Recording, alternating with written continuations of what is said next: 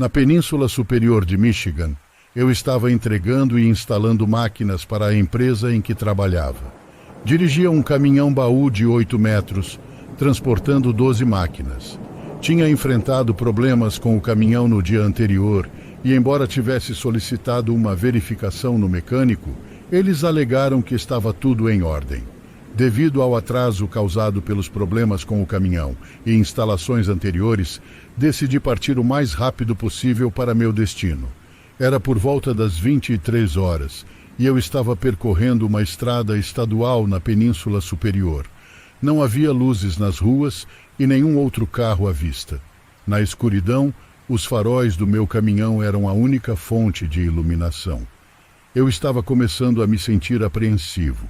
No auge da sensação de estar completamente isolado, todas as luzes do painel do caminhão se acenderam e, em seguida, o veículo parou abruptamente.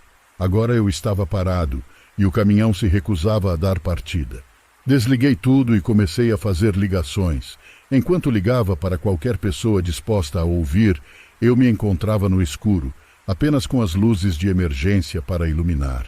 Olhei para cima e percebi algo se movendo além da área iluminada pelas luzes de emergência.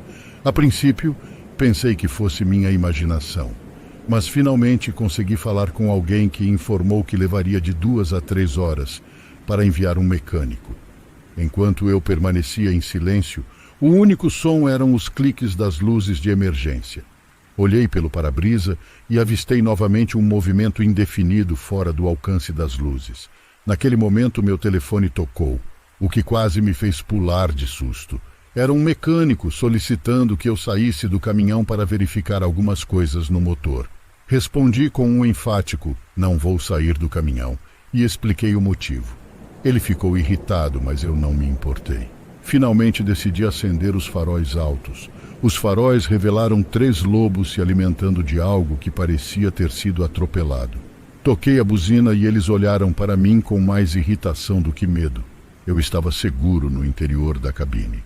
E os lobos não demonstraram interesse em mim, mas era inquietante saber que eles estavam por perto. Em seguida, apaguei as luzes e as acendi ocasionalmente para verificar a presença dos lobos, que continuavam no local. Vale ressaltar que eu estava no meio do nada, sem residências ou empresas à vista, apenas natureza selvagem e lobos. De repente ouvi um grito agudo, semelhante ao grito de uma mulher em pânico, vindo de trás do caminhão. Logo em seguida, algo bateu fortemente na lateral do caminhão, fazendo-o tremer. Eu não tinha medo de que o caminhão tombasse, pois para virar um caminhão teria que ser algo fora do normal. Mas o impacto era tão forte que balançou a suspensão do veículo, movendo-me na cabine. Nesse momento, liguei todas as luzes do caminhão, incluindo as de ré, e acionei a buzina repetidamente. Verifiquei ambos os retrovisores, mas tudo o que pude ver foi uma sombra na estrada. Não conseguia discernir o que era exatamente, mas minha mente o imaginava como um animal muito grande, pronto para me atacar de forma agonizante. Notei também que os lobos haviam desaparecido. Pelo que eu aprendi em documentários sobre a natureza, os predadores abandonam sua comida quando predadores maiores ou mais ameaçadores estão por perto. Nesse ponto, minha atitude era de proteger o que era meu. O que quer que tivesse atravessado a estrada não tinha se afastado muito. Eu podia ouvir o som de algo se movendo na vegetação, quebrando galhos e troncos. Não havia outros ruídos, apenas o som que conseguia ouvir através da janela meio quebrada. Basicamente, segurei firmemente o volante, mantive todas as luzes acesas e vigiei freneticamente pelas janelas e retrovisores para garantir que nada se aproximasse do caminhão. A estrada à minha frente era invisível, e as lanternas que eu tinha estavam na parte traseira do caminhão, guardadas em minha caixa de ferramentas. Para acessá-las, eu teria que sair, o que não era uma opção. Finalmente vi alguns faróis através de um dos meus espelhos. Parecia que levaram horas para eles diminuírem a distância até mim. O barulho parou quando os faróis se aproximaram. Obviamente era o mecânico, porque ninguém mais era estúpido o suficiente para estar lá além de mim. O mecânico parou na minha frente, meus faróis brilhavam sobre ele e sua caminhonete. Quando abrimos a porta para sair, nós dois ouvimos o grito de uma mulher, o barulho dos arbustos se intensificou. Seja o que for, ainda estava perto. Sua porta se fechou imediatamente e meu telefone tocou. Ele ligou para meu telefone perguntando o que era. Parecia mais em pânico do que eu. Eu não tinha ideia do que era. Ele também não. Então o mecânico chamou a polícia. Ele não trabalharia na minha caminhonete até que conseguíssemos proteger a área, o que não o culpo. Ele não gostou da minha ideia de ele sair da caminhonete só para verificar as coisas. 2 policiais do estado de Michigan apareceram. Eles iluminaram aquela área como se fosse um estádio. Finalmente saí da caminhonete pela primeira vez desde que tudo começou. Ouvimos aquele grito mais 3 vezes enquanto o mecânico trabalhava no meu caminhão. Felizmente eles estavam se afastando. Os policiais também não tinham ideia do que era, eles também estavam meio assustados. O mecânico finalmente colocou meu caminhão em funcionamento e eu consegui passar a noite no hotel. Na manhã seguinte, caminhei com o caminhão para a inspeção e no lado atingido havia uma marca do tamanho de uma bola de basquete. O que quer que tenha atingido não atingiu com força suficiente para empurrar até o fim, mas definitivamente amassou. Não tenho ideia do que foi. Provavelmente nunca irei. Tenho certeza de que nunca mais dirigirei pela Península Superior à noite.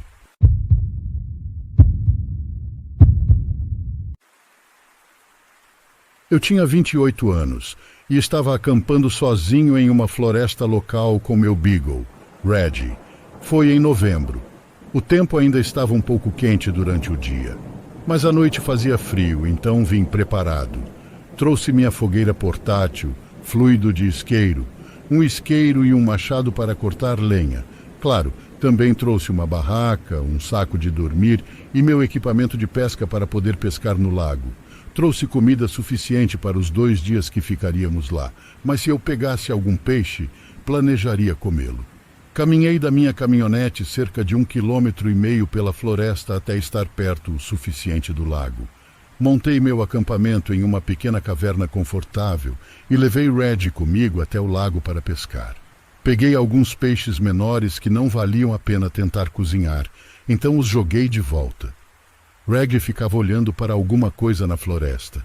Poderia ter sido qualquer pequenos animais. Que ele ouviu. Ele era bem treinado para não fugir, então não o mantenho na coleira. Depois de talvez 1 hora de pesca, fomos fazer uma caminhada ao redor do lago. Quando estávamos do outro lado do lago, em frente ao nosso acampamento, olhei para o outro lado e vi o que pareciam ser algumas pessoas entrando na floresta. Eles estavam tão distantes que era difícil dizer, mas realmente pareciam pessoas. Eles estavam bem perto de onde ficava o acampamento. Eu não queria ser assaltado, então disse ao Reggie, "Vamos", e demos uma volta rápida ao redor do lago.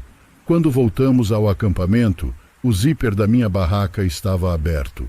Alguém passou por ali, sem dúvida. Surpreendentemente, não parecia faltar nada, embora não houvesse realmente muito para roubar além da fogueira e dos suprimentos de pesca. Mesmo assim, eu sabia que estava certo quando pensei ter visto pessoas, e o fato de elas terem passado pelo meu acampamento me deu arrepios. Por segurança, passei a próxima hora mudando meu acampamento para um local diferente, um pouco mais acima no lago. Então comecei a cortar um pouco de lenha para acender o fogo na fogueira. Depois que isso aconteceu, alimentei Reggie e esquentei um pouco de chili para o jantar. Depois nos sentamos perto do fogo e eu estava escrevendo em meu diário, quando Reggie começou a latir para alguma coisa na floresta. Já estava escuro e eu realmente não vi nada além do que o fogo mostrava. Olhei para a escuridão, um pouco assustado. Levei Reggie para dentro da barraca e fui apagar o fogo. Se houvesse pessoas naquela floresta, eu realmente não queria anunciar minha localização com o fogo. Entrei no saco de dormir e, com a luz de leitura ao meu lado, estava lendo meu romance. Os ouvidos de Reggie se moviam repetidamente enquanto ele ouvia coisas que eu não ouvia. Ele continuou olhando para as paredes da tenda. Eu ficava dizendo, "O que foi, garoto?" Ele começou a rosnar. Ele ouviu algo lá fora. Poderia ter sido um cervo. Talvez pudesse ter sido um urso. Ou poderia ter sido uma pessoa. Achei a ideia de uma pessoa no escuro ser mais assustadora do que um urso. Eventualmente, Red se acalmou e abaixou a cabeça. Fiquei desconfortável e queria que a noite passasse, então desliguei a lanterna e fui dormir. Acordei horas depois com Red rosnando e uivando. Eu disse a ele para ficar quieto. Eu escutei e pude ouvir alguém assobiando, o tipo de assobio que você faz para um cachorro. Red começou a rosnar novamente em resposta a isso. Eu estava morrendo de medo. O assobio se transformou em um clique vindo da boca de alguém. Então os passos começaram a se aproximar da tenda até chegarem bem perto ao lado. E então pararam. Reg estava enlouquecendo, uivando. Então eu o agarrei e fiz com que ele ficasse quieto sem dizer nada. Houve um silêncio total, exceto o vento. Reg começou a rosnar novamente, olhando na direção do zíper da barraca. Silêncio total. Até que finalmente outro assovio veio do lado de fora da porta da tenda. Reg ficou louco. Tentei fingir uma voz bem grossa e de comando e gritei: "É melhor você sair daqui. Eu tenho uma arma." Mas minha voz saiu trêmula e assustada. Os passos se afastaram da tenda em um ritmo lento e pesado, até desaparecerem completamente. Isso, ou eles simplesmente pararam não muito longe da tenda, porque Red continuou rosnando por cerca de 1 hora depois disso. Não consegui dormir depois disso, mas estava com muito medo de sair da barraca. Meu telefone não tinha serviço no meio da floresta, então não era como se eu pudesse ligar para um membro da família ou amigo para contar o que estava acontecendo. Então, ao longe, ouvi o grito de uma mulher que provavelmente ecoou por quilômetros. Parecia uma mulher literalmente gritando por sua vida. Esta foi a gota d'água. Agarrei Red, calcei as botas, peguei minha lanterna e corri. Corri por onde vim até chegar à minha caminhonete. Eu ainda não tinha sinal de celular. Dormi na minha caminhonete naquela noite e, ao amanhecer, voltei para a floresta com Red, de volta ao acampamento. Juntei todas as minhas coisas, desmontei minha barraca. Eu nem prestei atenção se minhas coisas foram reviradas, só estava com pressa de sair dali. Meia hora depois saí de lá, assim que recebi sinal. Liguei para o número da polícia para relatar o grito de uma mulher e pessoas suspeitas ao redor do meu acampamento na noite anterior. Não sei o que aconteceu com tudo isso e não sei o que estava acontecendo naquela floresta, mas nunca mais voltei para acampar lá.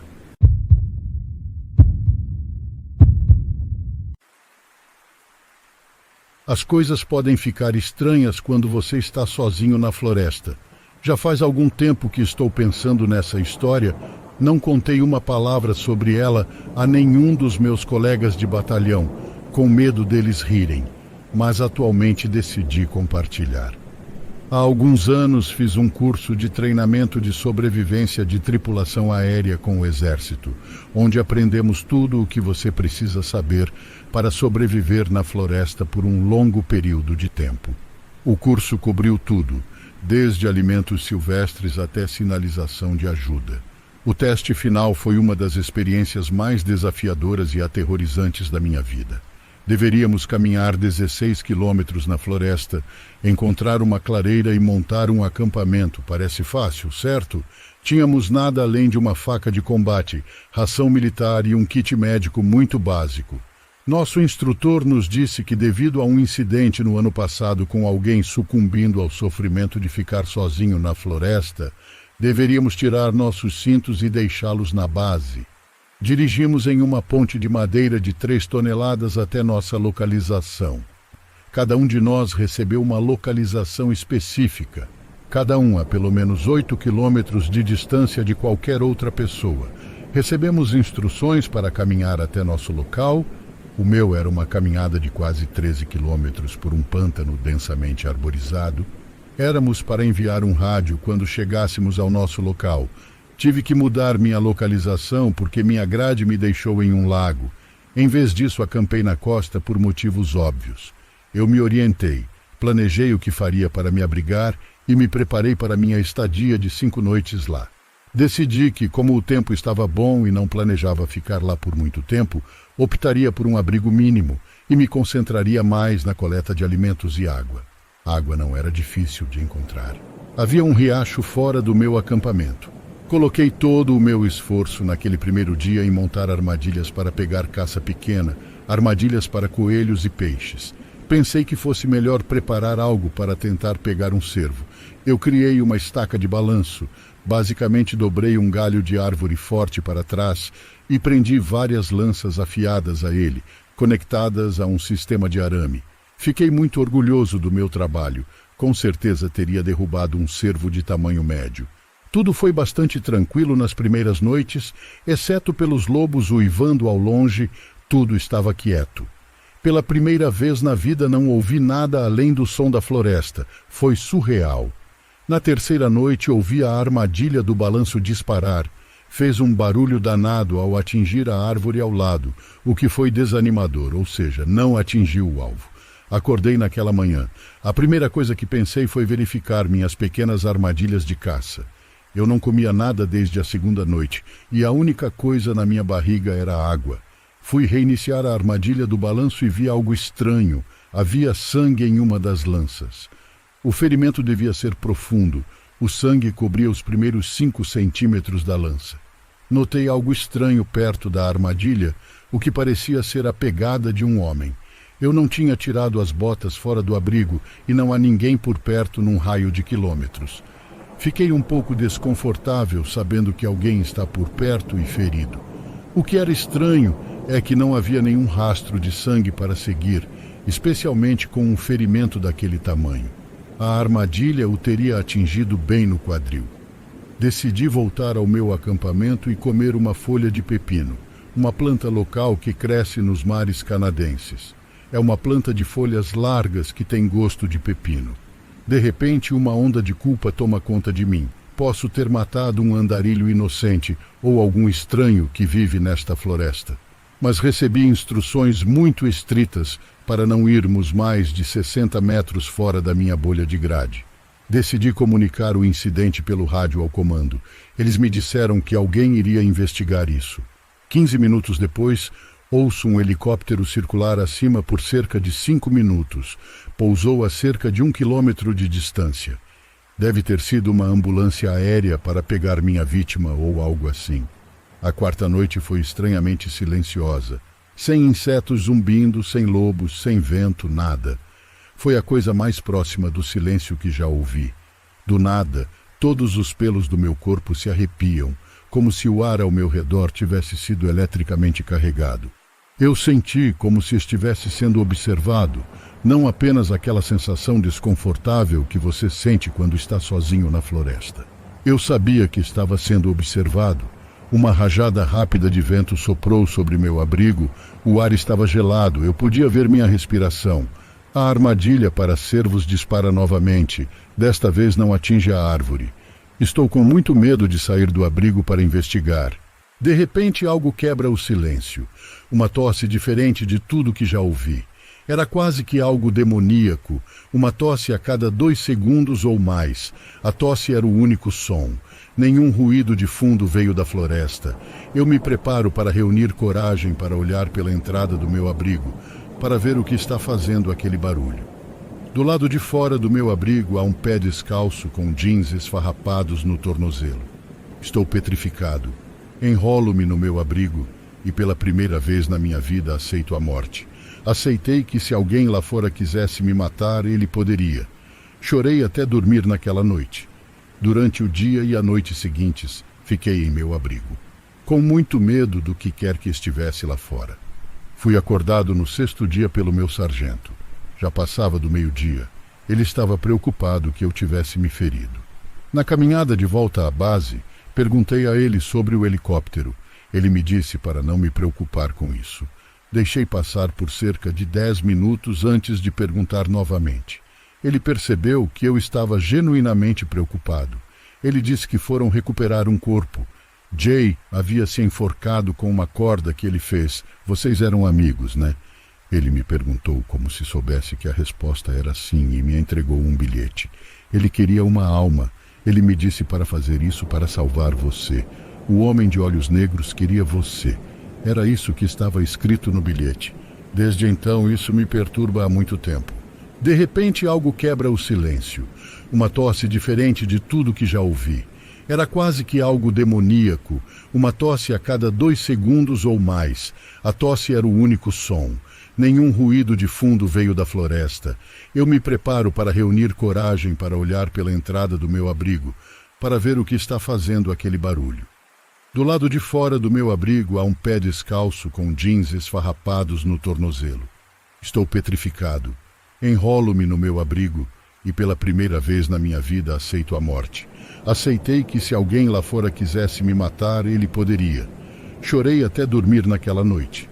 Durante o dia e a noite seguintes, fiquei em meu abrigo, com muito medo do que quer que estivesse lá fora.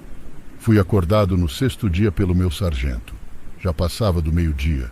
Ele estava preocupado que eu tivesse me ferido. Na caminhada de volta à base, perguntei a ele sobre o helicóptero. Ele me disse para não me preocupar com isso. Deixei passar por cerca de 10 minutos antes de perguntar novamente. Ele percebeu que eu estava genuinamente preocupado. Ele disse que foram recuperar um corpo. Jay havia se enforcado com uma corda que ele fez. Vocês eram amigos, né? Ele me perguntou como se soubesse que a resposta era sim e me entregou um bilhete. Ele queria uma alma. Ele me disse para fazer isso para salvar você. O homem de olhos negros queria você. Era isso que estava escrito no bilhete. Desde então, isso me perturba há muito tempo. Obrigado a todos por ouvir meu relato.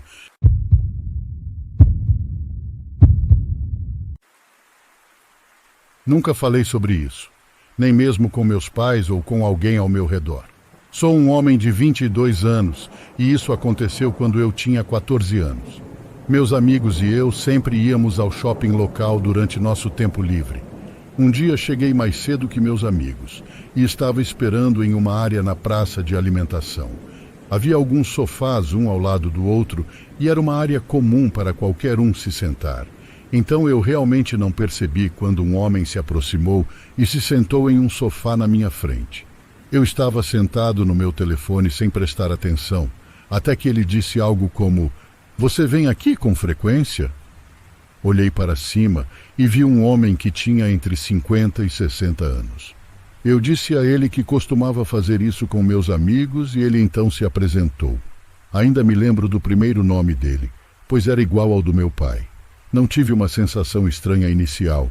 Ele parecia normal o suficiente e eu não teria motivos para ficar inicialmente estranho com ele. Então eu disse a ele meu nome e começamos a conversar um pouco. Sou uma pessoa sociável desde muito jovem, então estava conversando bem, com o que presumi ser apenas um homem mais velho querendo conversar com alguém. Ele começou a me perguntar coisas que eu gostava de fazer. Eu disse que gostava de sair até o lago local, pescar e nadar.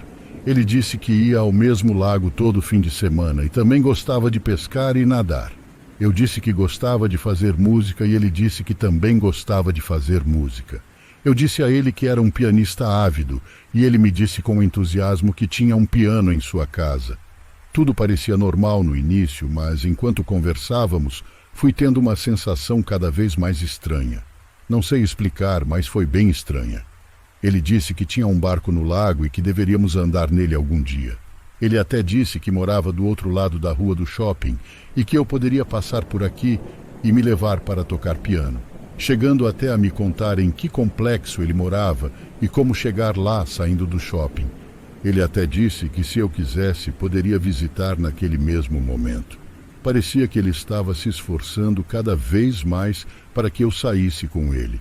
Conversar com ele honestamente me deu a sensação instintiva mais estranha e primitiva que já tive. Como se eu estivesse enfrentando o mal ou más intenções. Depois de 5 ou 10 minutos conversando com ele, menti e disse que meus amigos haviam chegado e que eu iria procurá-los. Ele disse um tanto triste que tudo bem e me desejou boa sorte. Algumas semanas se passaram e meus amigos e eu fomos ao shopping mais uma vez. Estávamos todos andando pelo shopping, quando pelo canto do olho vi o mesmo homem de moletom passando por nós na direção oposta. Fechamos os olhos por uma fração de segundo e meu coração imediatamente gelou. Não olhei para trás. Não logo depois, mas pelos 2 meses seguintes, continuei vendo-o aleatoriamente no shopping. Eu continuei descartando isso como uma coincidência, já que definitivamente há frequentadores do shopping que vêm com frequência. Então eu realmente pensei ser só coincidência.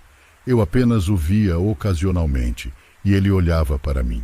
Eu era ingênuo e tinha uma sensação meio estranha sempre que o via, mas simplesmente ignorei até que um dia fui ao shopping com meus amigos de novo. Nós saímos por algumas horas antes de todos irem para suas casas separados. Cheguei em casa e fui para o meu quarto. Não havia mais ninguém em casa e fiquei sozinho por algumas horas. Minha mãe chegou em casa por volta das 8 da noite. Entrou no meu quarto, parecendo um tanto preocupada, perguntando se eu notei algum cara lá fora. Eu disse não. Ela então me mostrou seu telefone. Temos 2 câmeras, uma na frente da casa e outra nos fundos. Cerca de 15 minutos depois de chegar em casa, alguém se aproximou da frente. Morávamos em uma rua muito movimentada e nossa parede frontal bloqueia a maior parte da vista da rua. Então não vimos estacionando nem nada. Apenas um homem caminhando até nossa casa. A câmera estava localizada perto da nossa porta, olhando para a entrada da garagem. Então, quando ele se aproximou, percebi que era o mesmo homem que eu sempre via no shopping. Imediatamente senti meu corpo paralisar. Ele veio e olhou pelo vidro da porta da frente. Ele caminhou até a lateral da nossa casa, perto da entrada da garagem, e saiu do campo de visão da câmera. Lembro que não havia nada na câmera traseira, então ele deve ter ficado um pouco ao lado da nossa casa. Meu quarto não estava localizado ali, então não tenho ideia do que ele poderia estar fazendo. Ele então voltou e olhou pela porta da frente novamente e mexeu em algo em sua cintura. Poderia ser uma arma, eu espero que não. Não sei se fiquei com vergonha ou medo de dizer alguma coisa, mas disse que não percebi e não sabia quem era. Minha mãe achou estranho que ele estivesse procurando em nossa casa, mas disse que poderia ser um morador de rua ou um drogado porque moramos em uma rua movimentada com um ponto de ônibus bem na frente da nossa casa. Meu pai adicionou mais câmeras de segurança depois disso para dissuadir as pessoas, e eu nunca admiti tê-lo visto antes. Mas depois que ele apareceu na minha casa, foi confirmado que ele estava me seguindo e não sei quais eram suas intenções. Ele nunca mais voltou. Pouco tempo depois, mudamos para uma parte diferente da cidade e eu estava longe demais para visitar o shopping novamente. Não o vi desde então. Só digo uma coisa, não faça a mesma coisa que fiz. Sempre conte a verdade. Mesmo que possa ser vergonhoso ou algo do tipo.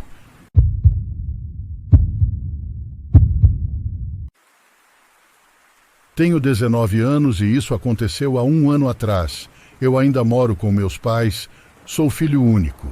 Durante minha vida vivemos somente em uma casa, em um bairro de classe média. Mas no ano passado, depois que eu terminei o ensino médio, meus pais escolheram se mudar para um novo lugar, algumas horas de distância de onde morávamos, em um lugar menos urbano. Eles conversaram muito sobre isso, então não foi surpresa nem nada. Era muito estranho para mim, especialmente com a casa, sendo tão drasticamente diferente. Ainda era tecnicamente em um bairro de classe média, mas tinha 1 tonelada de terra, e em vez das casas estando um ao lado da outra, elas estavam separadas por algumas árvores. Algumas semanas depois, já quando mudamos, meus pais precisaram viajar a negócios, me deixando sozinho com a casa. Eu obviamente tinha idade suficiente para cuidar de tudo muito bem. Mas foi um pouco estranho estar em um novo lugar sozinho pela primeira vez. Era verão, então eu não tinha escola, eu estava passando o dia todo na casa. O primeiro dia passou devagar enquanto eu tentei me manter entretido com YouTube e Netflix, mas fiquei sem coisas para assistir no segundo dia. Enquanto estava sentado lá fora na cadeira que tínhamos colocado na varanda, não demorou muito para eu notar um homem na rua. Nossa entrada era grande. Então a rua não era exatamente perto da nossa casa, mas ele estava parado ao lado da entrada da nossa garagem, meio que perto das árvores e olhando para mim. Levantei minha mão e acenei pensando que ele era um vizinho, mas o homem imediatamente desviou o olhar como se estivesse tentando fingir que não estava olhando para mim.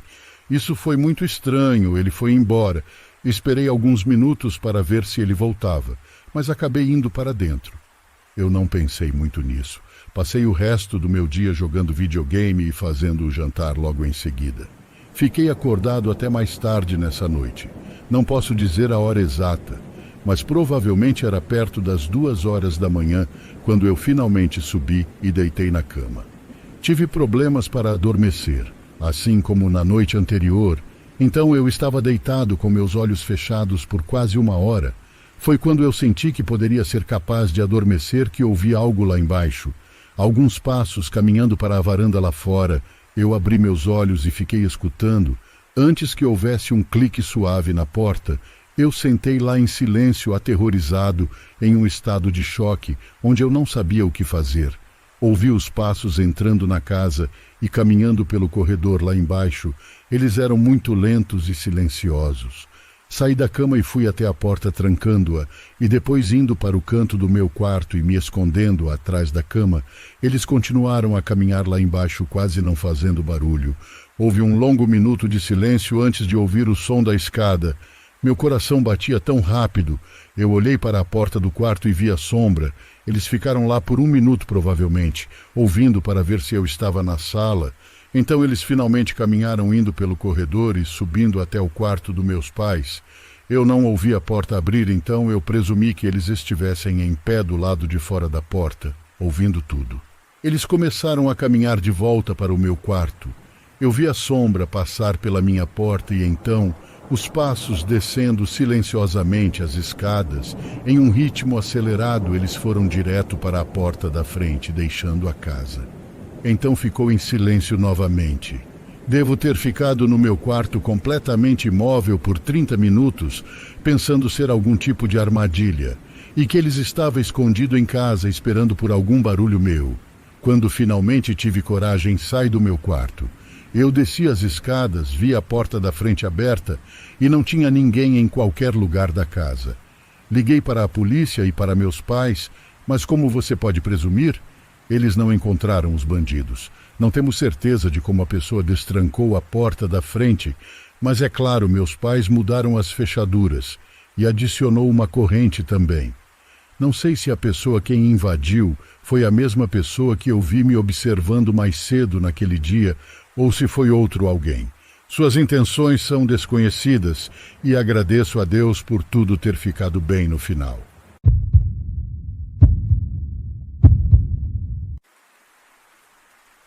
Trabalhei no Burger King durante meu último ano do ensino médio.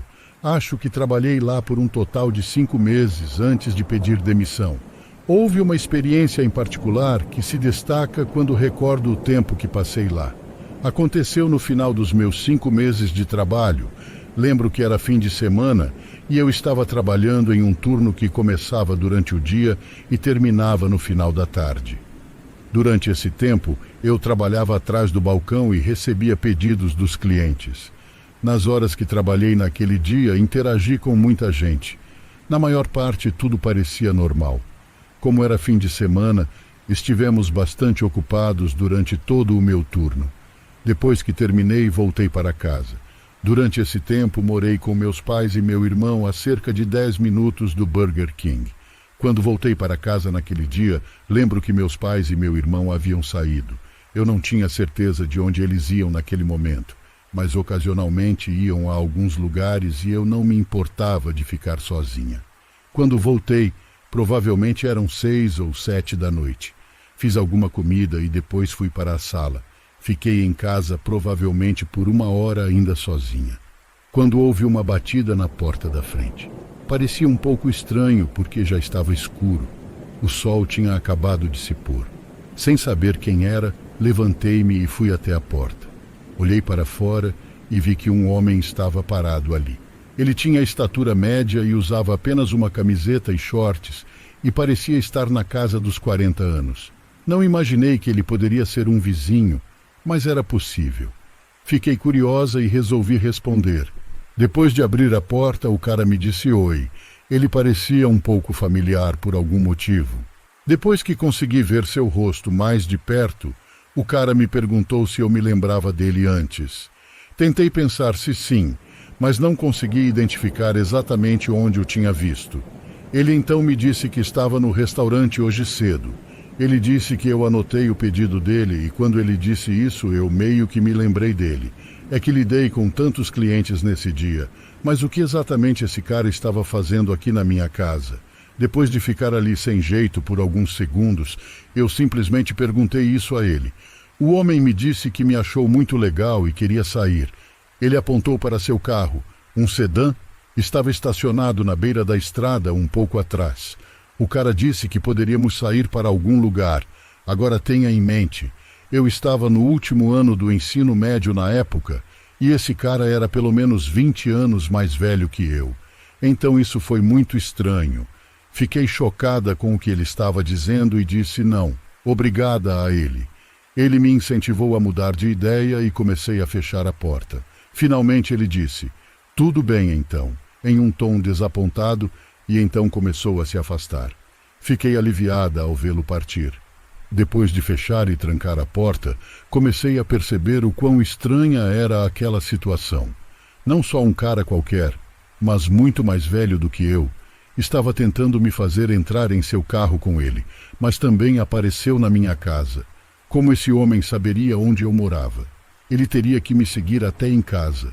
Fiquei realmente assustada com isso e tive sorte por ele não ter tentado forçar a entrada nem nada. Fui até lá e olhei pela janela para ver se o cara tinha ido embora. Ele não fez isso. O carro do homem ainda estava estacionado na beira da estrada, no mesmo local, e ele estava no banco do motorista. Eu o observei por uns 2 minutos seguidos e ele não foi embora. Eu estava começando a ficar preocupada com isso. O carro dele não estava estacionado bem em frente à nossa casa, mas um pouco mais abaixo. Ficava meio que entre a lateral do nosso quintal e nossos vizinhos. Fiz o possível para ignorá-lo e dizia a mim mesma que ele provavelmente iria embora em breve. Mas eu não pude deixar de me preocupar com a possibilidade de ele sair do carro e bater na porta de novo ou algo assim. Cerca de 1 hora se passou. Eu ainda estava em casa sozinha e fui até a janela verificar. Eu não conseguia acreditar, mas ele ainda estava lá. Também pude ver que ele ainda estava dentro do carro. Eu não sabia o que fazer e pensei que ele teria ido embora com certeza. Mas cerca de 1 minuto depois, ouvi meus pais entrando na garagem. Fiquei feliz por eles estarem em casa. Quando eles entraram, contei-lhes sobre o cara. Meu pai acabou saindo para confrontá-lo, mas antes que pudesse chegar perto do carro do cara, o homem foi embora. Depois daquela noite, nunca mais o vi. Só trabalhei no Burger King por mais algumas semanas depois disso.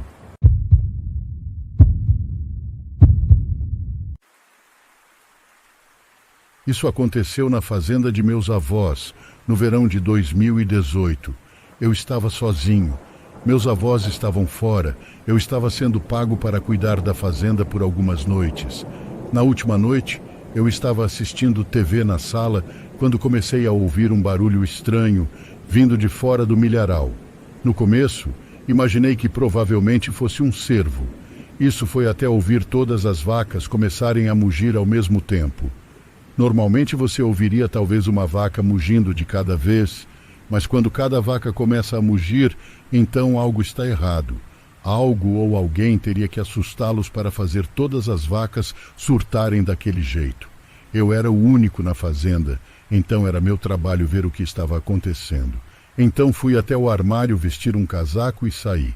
Mas quando eu estava prestes a sair, ouvi um grito muito agudo de uma vaca. Fiquei parado por um tempo, tremendo nas botas. Algo terrivelmente errado estava acontecendo com as vacas. Rapidamente corri escada acima até o quarto do meu avô, embaixo da cama dele. Ele sempre guarda algumas armas. Carreguei seu rifle de caça e saí. As vacas ainda não paravam de mugir, então fui até o celeiro para verificar. Não havia nada fora do comum. Todas as vacas ainda estavam lá. Isso foi até que desci mais e percebi que uma vaca estava faltando. Não fazia sentido. Eu tinha certeza de que ela estava amarrada da última vez que a vi. Então pensei ter ouvido uma vaca fazer um som agudo vindo do milharal do lado de fora do celeiro. Fui para fora, mas enquanto caminhava para o campo, juro que ouvi o que pareciam ser pessoas conversando. Eu finalmente me cansei disso. Disparei 2 tiros para o alto. Tudo ficou em silêncio. As vacas estavam quietas e eu não conseguia ouvir nada do campo. Isso foi até ouvir passos no campo. Eu não sabia se teria coragem de entrar no milharal, mas tive que fazer isso de qualquer maneira. Esta é exatamente a razão pela qual os agricultores têm armas. e eu não poderia simplesmente me esconder dentro de casa com invasores no campo.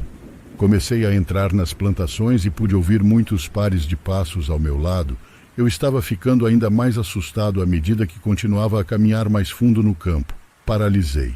Em uma das fileiras de milho, havia uma pessoa toda vestida de preto parada a poucos metros de mim.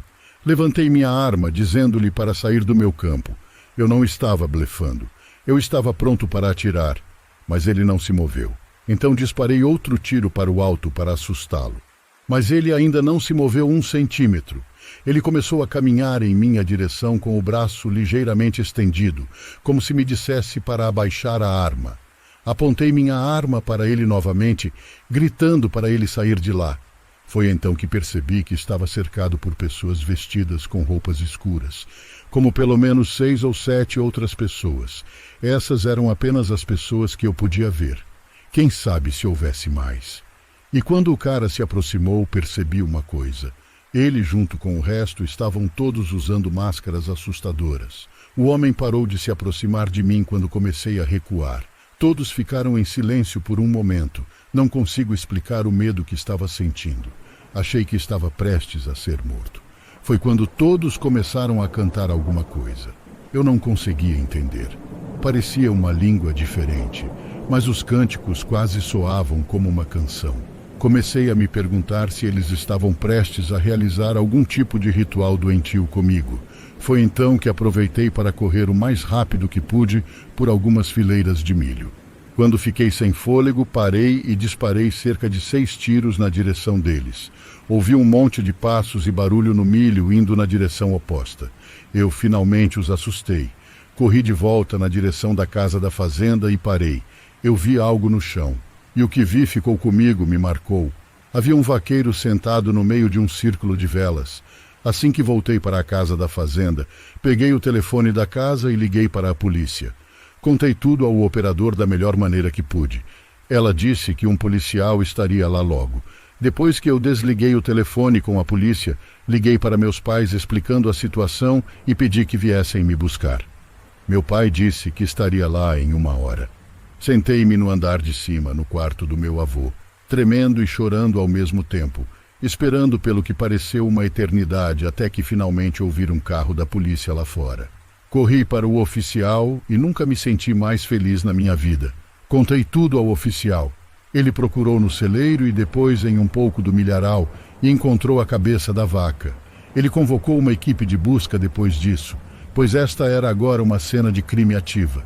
Quando meus pais chegaram, eu e o primeiro oficial tivemos que conversar com eles sobre tudo o que aconteceu. Felizmente, meus pais me levaram para casa depois disso.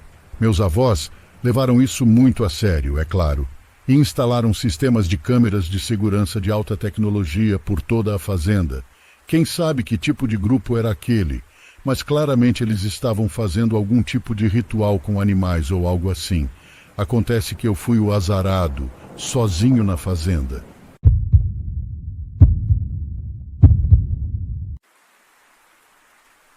Essa foi uma experiência que tive junto com minha melhor amiga no ensino médio. Isso foi por volta de 2006, talvez 2007, na zona rural do norte do estado de Nova York. Nos conhecemos na 3ª série e somos amigas até hoje. Deixe-me dar algumas informações básicas. Minha amiga, que chamarei de B, nos tornamos amigas instantaneamente quando nos conhecemos na 3ª série e éramos inseparáveis. Frequentávamos tanto a casa uma da outra que a mãe dela até montou o quarto de hóspedes dela para mim. Tinha brinquedos, roupas, fotos. Quer dizer, tudo o que eu precisava estava lá. Eu era basicamente parte da família deles. Fotos de B e eu estavam penduradas nas paredes da casa de sua orgulhosa mãe, Shelley. Shelley sempre quis ter 2 filhas e me amava tanto que me considerava sua segunda filha. Agora vamos ao cerne da história. Aconteceu quando estávamos no 2º ano do ensino médio. Sua mãe se divorciou e namorou alguns homens diferentes, conhecendo alguns em sites como o eHarmony. Ela estava conversando com um homem há algumas semanas, falando sobre como ele era masculino e charmoso. Ela estava muito animada. Ela sempre nos mostrava seus perfis antes de decidir sair de verdade com um desses homens. Ela sempre dizia: Primeiro preciso dos selos de aprovação da minha filha. Uma noite ela nos chamou ao seu quarto e nos mostrou o homem de quem ela estava falando. Seu perfil era simples, como se poderia imaginar para um homem de meia idade. Em 2007, no eHarmony dizia, procurando uma mãe forte. Contava sobre sua experiência em metalurgia, seu amor pelo aço, seu trabalho em uma fundição que mantinha seu coração gelado aquecido o suficiente. Fui honesto com ela. Parecia realmente estranho, mas ele era bonito, ostentando preto, cabelo bem cuidado, barba, queixo forte, olhos azuis gelados, corpo relativamente em forma para um homem de 40 e poucos anos. Eu realmente enfatizei a vibração estranha, no entanto. B brincou sobre como Shelley sempre escolhia os antissociais, e nós rimos, sabendo que isso não era exatamente errado. Shelley trouxe algumas histórias estranhas para casa, mas sério. O que você pode esperar ao conhecer caras online? Nós dissemos a ela, por que não ir em frente? Então eles planejaram um jantar. Foi uma tarefa difícil para ele, cerca de 2 horas de carro ou mais. Ele estava dirigindo até nossa localização, onde eles levariam um carro juntos para a cidade. B e eu ajudamos Shelley a escolher sua roupa, ajudamos com o cabelo e a maquiagem, e depois voltamos para cima para que ela pudesse ter algum tempo para si mesma antes da longa noite.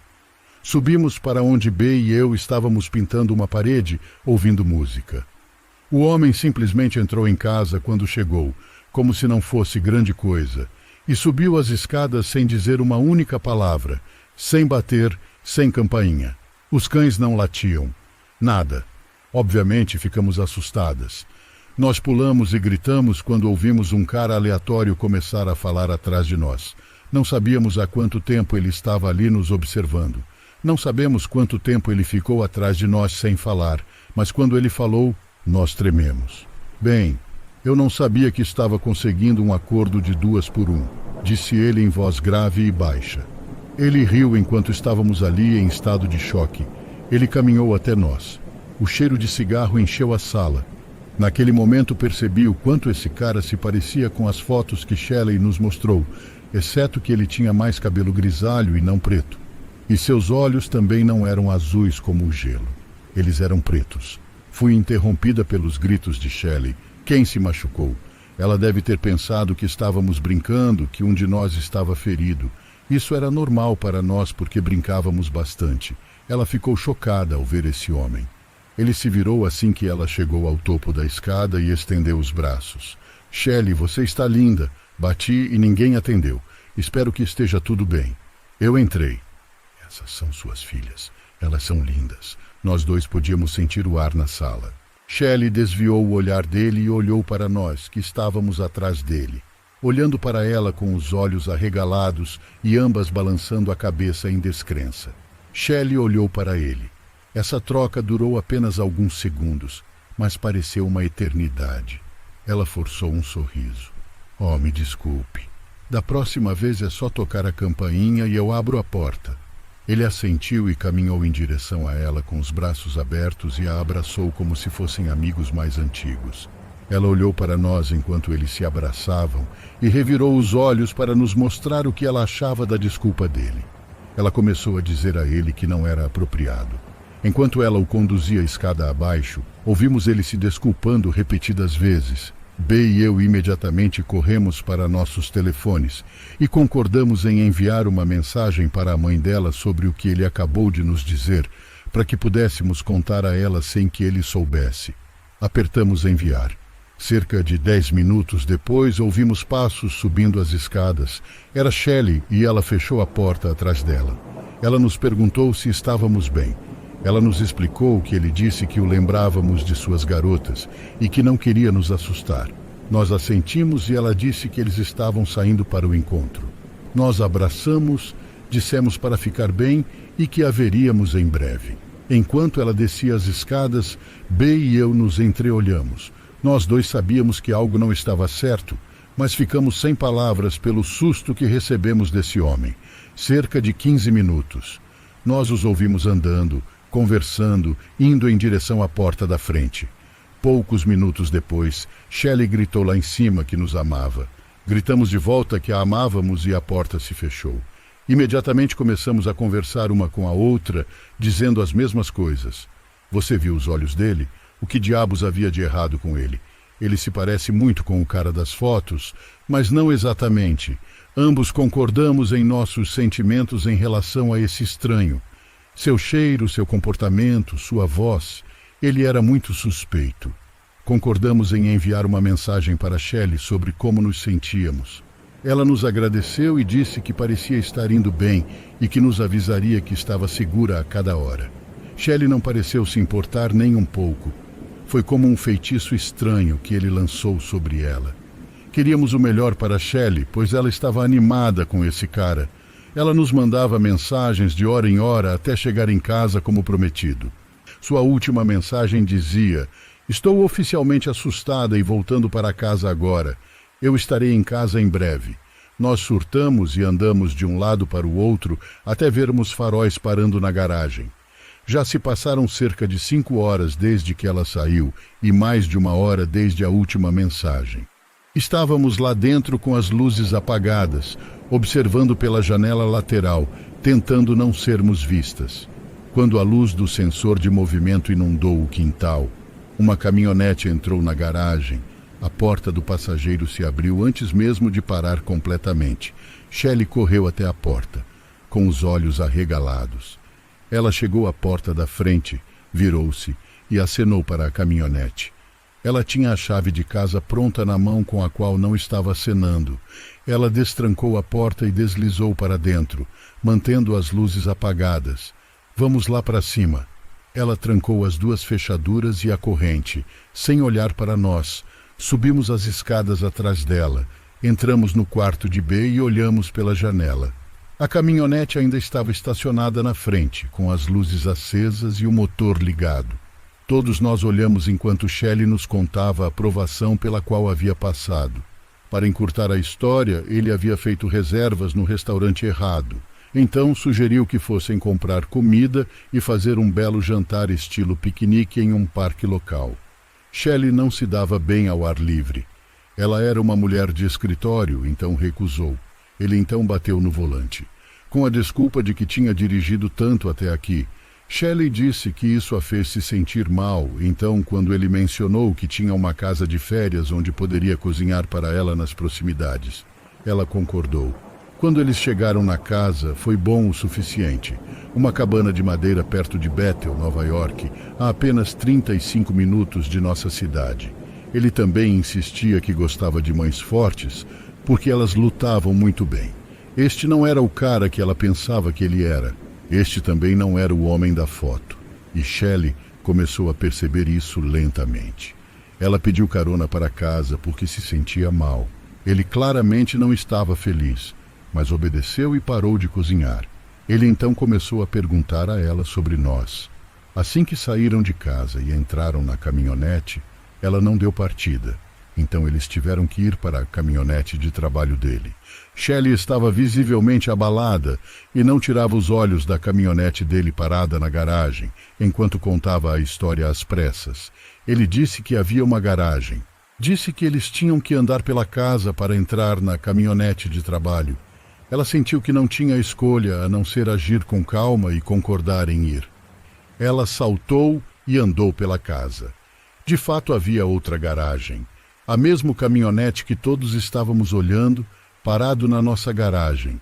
Cheirava a alvejante e metal e tinha camisinhas para todo lado. Sussurrou Shelley. Ela nos contou que no caminho para casa ele ficava perguntando sobre nós sem parar, e ela não gostou. Outra pergunta para te assustar. Como pai, você se sacrificaria pelas suas filhas? Shelley olhou para ele com descrença. Então ele apenas riu. Ela ficou cada vez mais preocupada ao notar o que estava ao seu redor na traseira da caminhonete em que estava voltando para casa. Havia o que ela pensava serem correntes, uma mochila e grandes objetos de metal, dos quais ela não tinha muita certeza. Então, do lado dela, ele tirou fotos nossas em seu pequeno celular. Ele deve ter encontrado no Facebook da Shelley. Ele pegou todas as nossas fotos e as carregou em seu telefone, dizendo a Shelley como ela tinha sido uma mãe boa e forte para nós e que deveria estar orgulhosa do que havia conquistado. A essa altura, eles estavam parando na garagem. Ela estava quase terminando a história quando vimos as luzes da caminhonete se apagarem. Shelley imediatamente pegou o telefone e discou para o xerife. Disse-lhe rapidamente que havia uma pessoa indesejada fora de casa. Por estar em uma cidade tão pequena, o xerife não apenas estudou e se formou com Shelley, mas morava apenas a 3 casas de distância. Assim que vimos esse cara saindo da caminhonete com sua mochila, vimos o xerife se aproximando logo atrás dele. O homem entrou em pânico e literalmente jogou sua mochila na caminhonete e tentou dar ré no xerife para sair. Quando percebeu que estava bloqueado pela retaguarda, ele foi até o pátio. Não podíamos acreditar. Ele arrancou, levando consigo grande parte do gramado. O xerife veio até a porta para nos verificar e nos disse que tinha unidades esperando por ele na estrada. No entanto, isso criou alguns problemas de paranoia nas semanas seguintes, devido ao fato de não sabermos quanto tempo ele ficou na casa quando entrou. Ele colocou câmeras em algum lugar, ele mexeu na comida da casa. Foi ruim, mas nós superamos isso. Nunca ouvimos nada sobre ele ter sido pego e ocasionalmente recebíamos mensagens estranhas no Facebook, das quais sabíamos que eram ele, mas tínhamos que tirar isso da cabeça. Não ouvi nada dele ou sobre ele desde cerca de 3 meses após o incidente, quando a última mensagem foi recebida. Já se passaram cerca de 11 anos desde então. Ainda tentamos conversar sobre isso quando podemos, pois os traumas ficaram.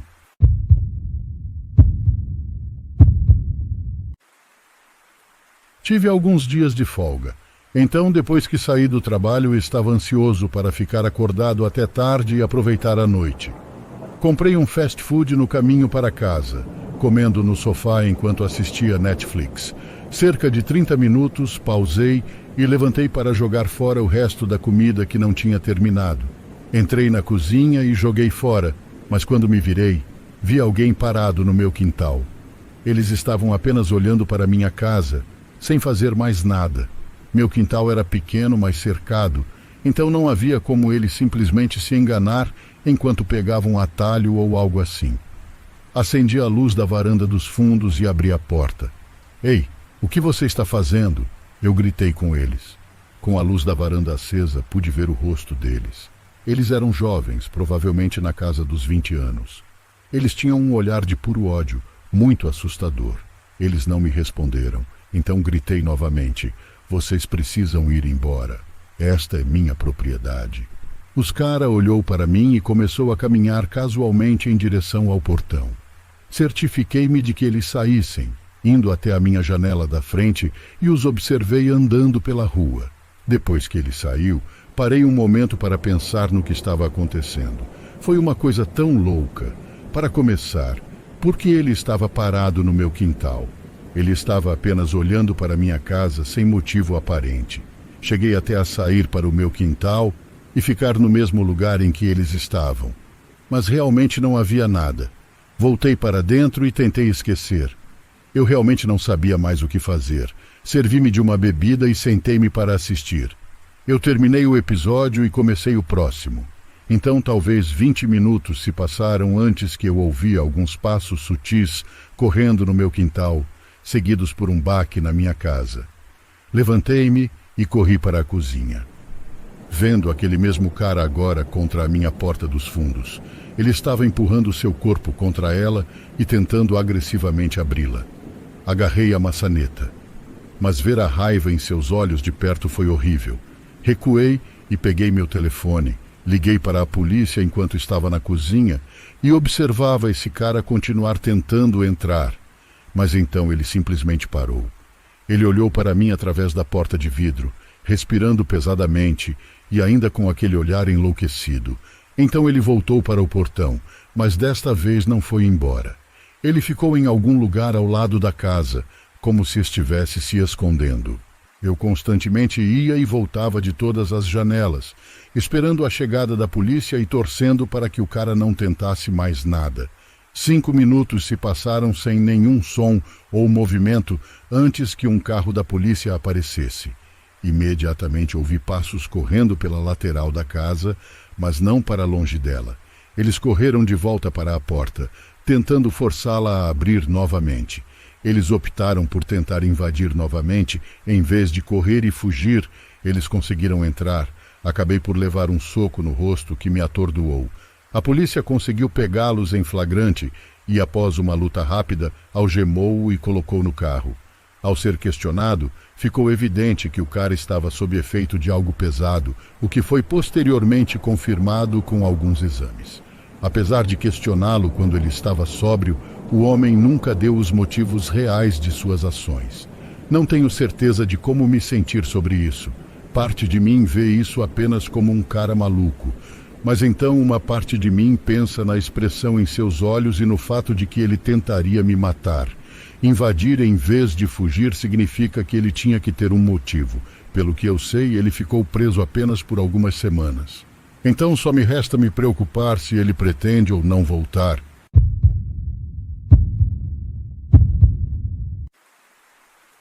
Meu nome é Isaac. Tenho 22 anos e vou contar para vocês a história da minha vida mega esquisita que quase me matou, pelo menos na época. Acho que foi há cerca de 3 anos e meio. Eu estava morando em um apartamento compartilhado com um cara mais velho que eu.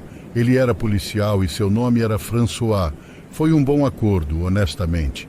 Combinou muito bem com nós dois e com nosso orçamento. Era um apartamentozinho adorável. Uma noite, experimentei a pior insônia da minha vida. Não consegui ir para a cama e acabei não dormindo nada. Era 9 da noite. Eu regularmente tinha crises de insônia. Não conseguia dormir e tudo mais. Mas nesse dia, havia também uma sensação estranha. Foi diferente do habitual na época. Eu estava deitado no sofá-cama e meu colega de quarto estava no quarto dele. Não sei, apenas senti uma sensação estranha revirando meu estômago. De qualquer forma, decidi que precisava de uma lata de energético. Eu já tinha insônia e, para ajudar, ficava tomando essas coisas. Já eram 11 horas. Trabalho em casa e não tenho um emprego onde tenha que ir para o escritório nem nada. Então estava tudo bem. Tive tempo de sair um pouco. Cheguei em casa e meu colega de quarto já deveria ter saído.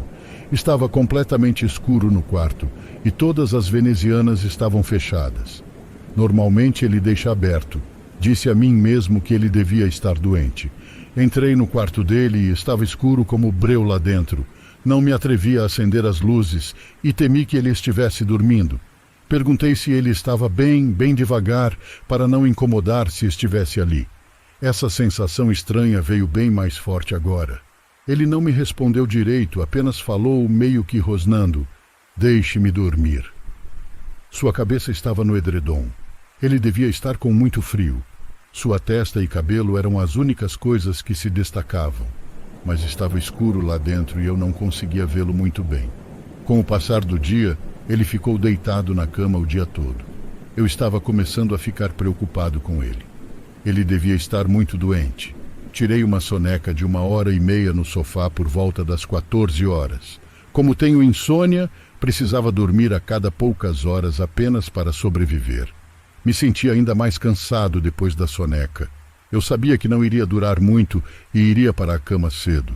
Ou pelo menos realmente tentaria. A noite chegou e eram cerca de 10h30. Estava começando a escurecer agora, no país que moro, quando de repente ouço a porta do apartamento se abrir. Com as chaves já na fechadura do apartamento, levantei-me para ver quem era. Era meu colega de quarto. Então, é claro, lá está ele, bem na minha frente. Não me lembrava que ele estava de férias. Naquele momento eu não entendi o que estava acontecendo. Pedi ao meu colega de quarto que saísse por um momento antes de voltar para dentro. Tranquei a porta por fora e expliquei-lhe que desde o início do dia havia alguém rondando seu quarto. Ele é policial, mas infelizmente em nosso país é proibido que ele tenha consigo sua arma de serviço. Ele decidiu entrar em casa de qualquer maneira e ver. Enquanto ainda estava na porta, chamei a polícia. Eu realmente não estava me sentindo bem. Eu estava suando muito. Eu estava exausto. Minha mente estava funcionando lentamente. A polícia me disse que chegariam em 10 minutos e que esperariam na porta do lado de fora. Obviamente, entrei para ver se meu colega de quarto estava bem. Assim que entrei na sala, pude ver meu colega de quarto no chão. Ele havia sido nocauteado pelo homem que dormia em seu quarto, o homem que estava na cama. Eu não o conhecia e nem meu colega de quarto. Ele tinha o rosto encovado e enormes olheiras ao redor dos olhos. Um grande bigode também. O homem realmente não era bonito. A polícia chegou logo depois e o levou embora. Segundo a polícia, ele era um cara procurado por furto, agressão intencional e estava sob efeito de drogas quando esteve em nossa casa. Desde então, mudei para um apartamento onde posso ver todos os cômodos da sala, e isso é muito reconfortante. Em questão meu psicológico, ele foi totalmente afetado. Estou tremendo só de relatar isso.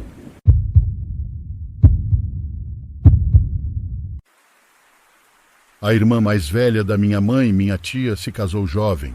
Ela se apaixonou por um jovem de 18 anos quando ela tinha 16. Meu avô, por algum motivo maluco, aprovou esse casamento. Veja bem, isso foi há quase 50 anos. De qualquer forma, aqueles dois garotos malucos eram casados e estavam muito apaixonados. Eles tiveram uma menina que infelizmente morreu e depois um que sobreviveu. Ele foi amado, mimado e mimado pela minha família, porque quase morreu de uma doença e também foi o primeiro neto. O marido da minha tia, tio Bruce, era um homem maravilhoso. Ele amava minha família como se fosse a dele. Minha tia mais nova, Louise, e minha mãe juram até hoje que ele é o irmão que elas sempre quiseram e não o irmão mais novo idiota que elas realmente têm.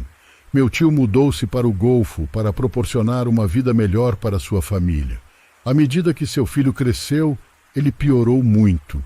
Muito mimado, com 16 anos fumava, bebia e andava com as piores pessoas. Meu tio Bruce chegou do Golfo e ficou com o coração partido ao ver no que seu filho se tornou. Não sabemos o que causou isso, mas alguns dias depois o tio Bruce morreu de um ataque cardíaco fulminante.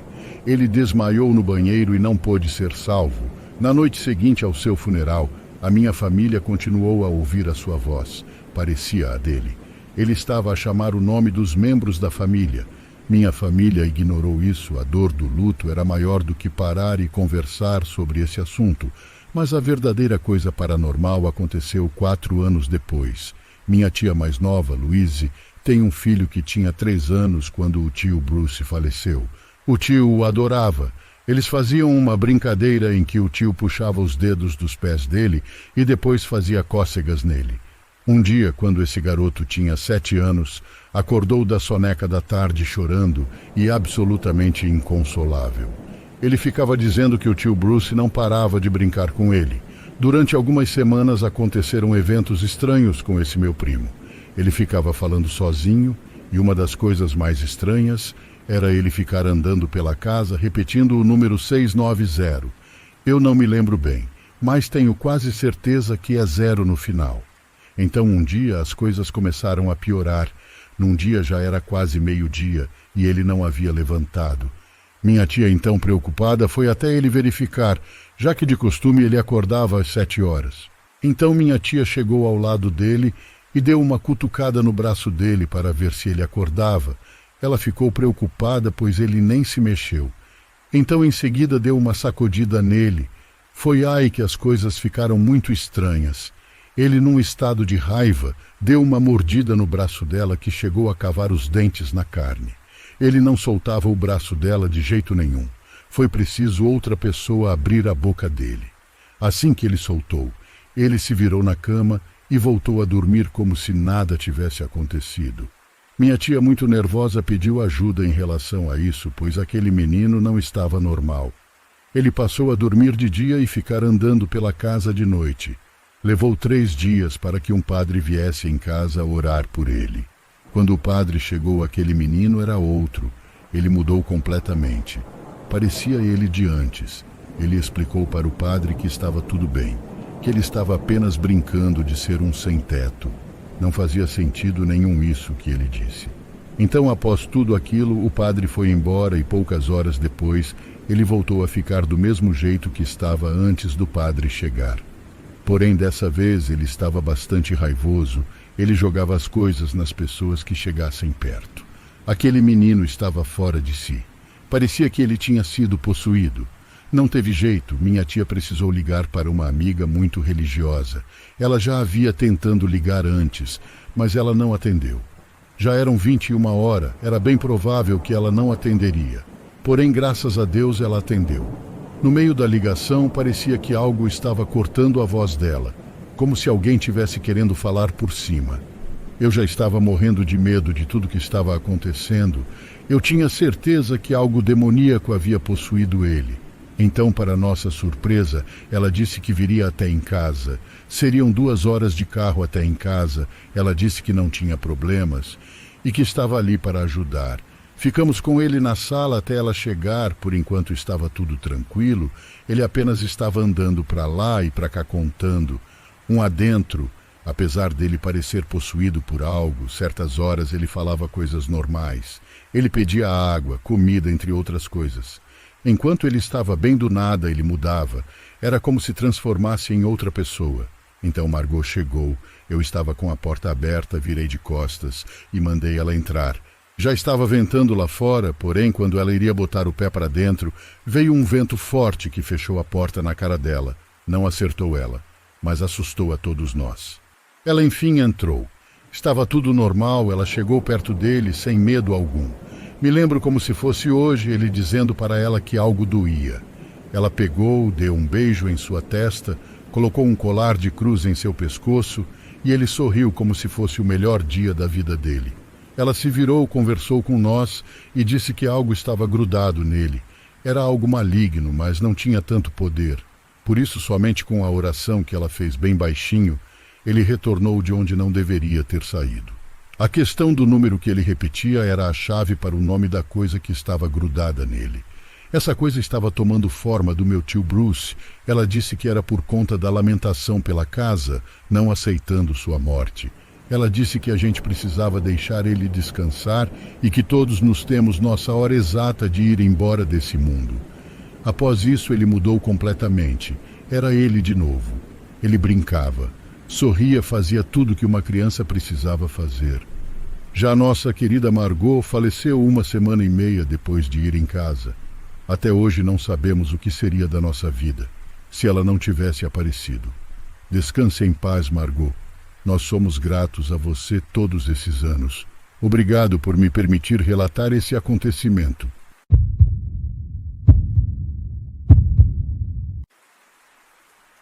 Essa história aconteceu no início de dezembro de 2018. Era férias de Natal, então eu estava de volta da faculdade e ficando com meus pais. Moro no 2º andar da minha casa, logo acima da porta deslizante dos fundos. É uma porta bastante pesada, então sempre que alguém a abre ou fecha, posso ouvi-la muito bem. Nossa casa foi construída em 1940, então ela range muito e o som atravessa as paredes com bastante facilidade. Também moramos em uma parte relativamente segura da cidade. Adquiri o péssimo hábito de fumar pela janela do meu quarto depois que meus pais forem para a cama.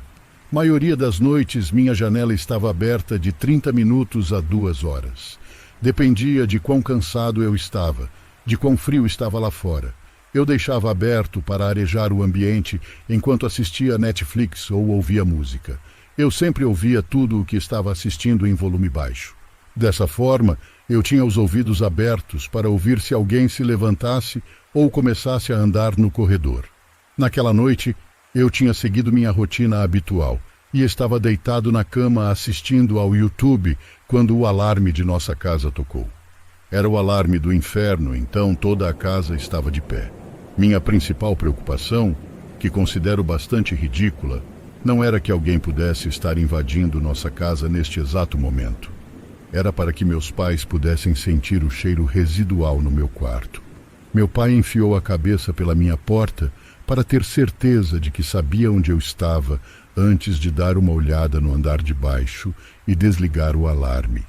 Quando ele soube que eu estava bem, ele me pediu para ir para o quarto dele com minha mãe. Acho que ele não percebeu que a janela do meu quarto estava aberta.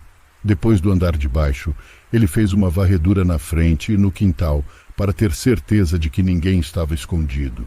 Ele é bastante paranoico com a maioria das coisas, mas honestamente aprecio sua meticulosidade.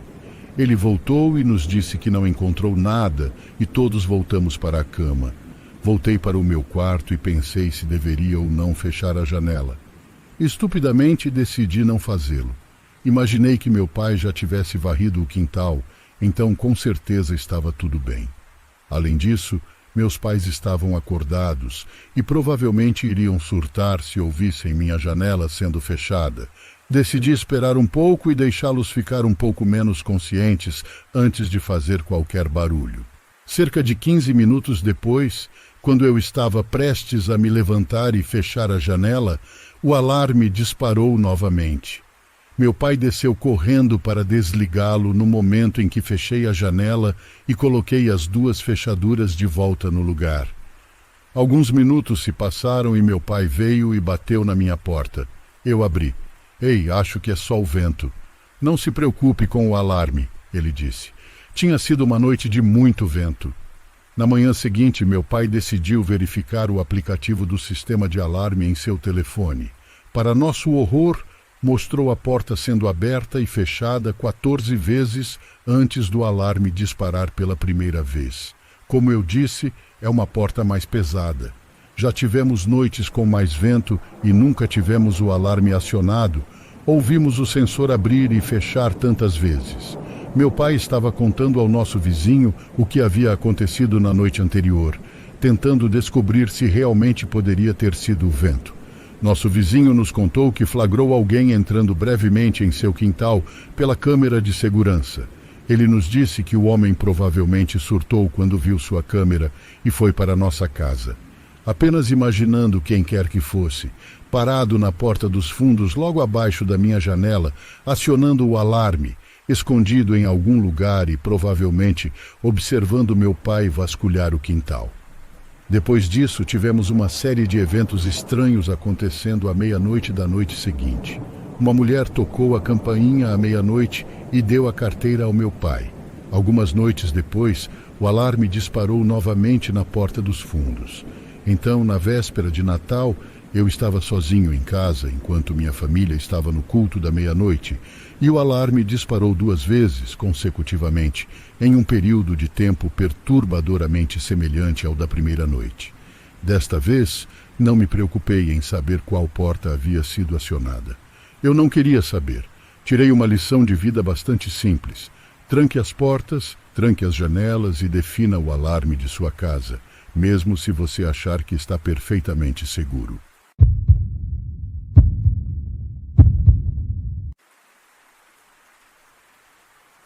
Isso aconteceu quando eu tinha 16 anos. Estava visitando minha avó, que morava numa pequena cidade na Polônia. Para contextualizar, era verão, e minha família não estava comigo naquele momento. Eu queria morar um pouco longe dos meus pais, principalmente porque minha avó era muito tranquila, era como um sonho para uma criança. Eu poderia ficar fora até tarde, o quanto quisesse, sem que meus pais pudessem reclamar. Com 16 anos, você se sente invencível. Você realmente não pensa em quantas pessoas maldosas existem neste mundo. Por causa dessa mentalidade, não me preocupei em andar sozinho à noite. O dia em que esta história se passa foi um dia muito quente mesmo, fez 42 graus. Lembro-me de fazer compras e sair com meus amigos até cerca das 20 horas, quando começou a chover. Em vez de caminhar rapidamente para casa, decidi visitar a casa da minha tia e sair um pouco com meu primo.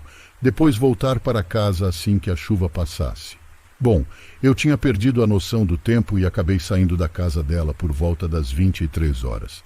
Neste ponto, a chuva quase parou, sendo este o meu tipo de clima preferido. Recusei a oferta da minha tia para me levar de volta, dizendo-lhe que em vez disso pegaria um táxi. Ainda estou surpreso que ela tenha acreditado nisso. Talvez ela simplesmente não se importasse. Segui meu caminho e liguei para minha avó para avisar que chegaria em casa em 30 minutos. Não contei a ela que estava andando sozinho. Se havia uma coisa que me assustava, eram os enormes trilhos de trem que era preciso atravessar para chegar mais rápido à casa da minha avó. Decidi fazer o caminho mais longo, passando por algum tipo de reserva natural. Não sei exatamente como chamá-la. Aproveitei minha caminhada sob a chuva leve até que a longa ponte de metal apareceu em meu campo de visão. Logo no começo vi um homem. Era uma cidade pequena e tranquila, por isso era incomum as pessoas saírem tão tarde. Não fiquei com medo imediatamente. Eu só conseguia ver suas costas, mas ele se parecia com qualquer outro cara que você encontraria na rua. Ele não parecia ter me notado e eu também não me importei. Eu me distraí olhando para as árvores à minha esquerda, mas quando cheguei ao início da ponte, o homem não estava mais à vista. De repente parei no meio do caminho e tive uma sensação estranha. Este homem não poderia estar fora da minha vista. Teria sido impossível para ele se mover tão rápido. Ele teria que correr e eu definitivamente o teria ouvido correndo nesta ponte de metal. No final da ponte havia um pequeno caminho que passava por baixo dela. Estava escondido por arbustos densos. Fiquei ainda mais assustado ao pensar que talvez o homem estivesse escondido ali, esperando por mim. Comecei lentamente a andar para trás, não tirando os olhos daqueles arbustos. Me escondi atrás de uma árvore e resolvi esperar alguns minutos, caso ele realmente estivesse escondido ali. Após cerca de 10 minutos, meu maior medo se tornou realidade. De repente, o homem saiu dos arbustos, olhando na minha direção. Ele estava segurando algo grande e brilhante. Pude perceber no escuro que era algum tipo de faca. Minha mente começou a disparar com 1000 perguntas. Como ele me viu? Por que não vi aquela faca antes? Onde ele estava escondendo isso? De repente, ele começou a correr em minha direção extremamente rápido. Ele passou correndo por mim, fiquei muito aliviado quando ele desapareceu de vista. Corri mais rápido do que nunca, sem parar para olhar para trás. Fiquei assustado durante todo o caminho de volta, pensando que ele de alguma forma me alcançaria e faria qualquer coisa doentia que tivesse em mente. Felizmente cheguei em casa em segurança. Minha avó estava me esperando. Decidi não contar a ela o que aconteceu, em parte para não preocupá-la, mas também para que ela não contasse para meus pais. Olhando para trás, esta é uma das coisas mais estúpidas que fiz. Por causa do que aconteceu um mês depois deste incidente. 2 adolescentes mais ou menos da minha idade foram esfaqueadas dezenas de vezes nesta ponte. Um corpo foi encontrado a cerca de 3 minutos de onde eu estava e o outro foi jogado no rio. Até hoje ninguém sabe quem fez isso, mas tenho quase certeza de que foi o mesmo homem que encontrei naquela noite. Eu estava com muito medo de sair e contar a alguém o que havia acontecido. Às vezes não consigo evitar a sensação de que aquelas 2 garotas ainda estariam vivas hoje se não fosse pela minha estupidez.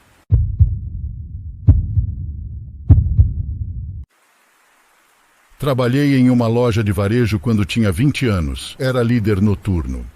Não era uma grande rede de supermercados.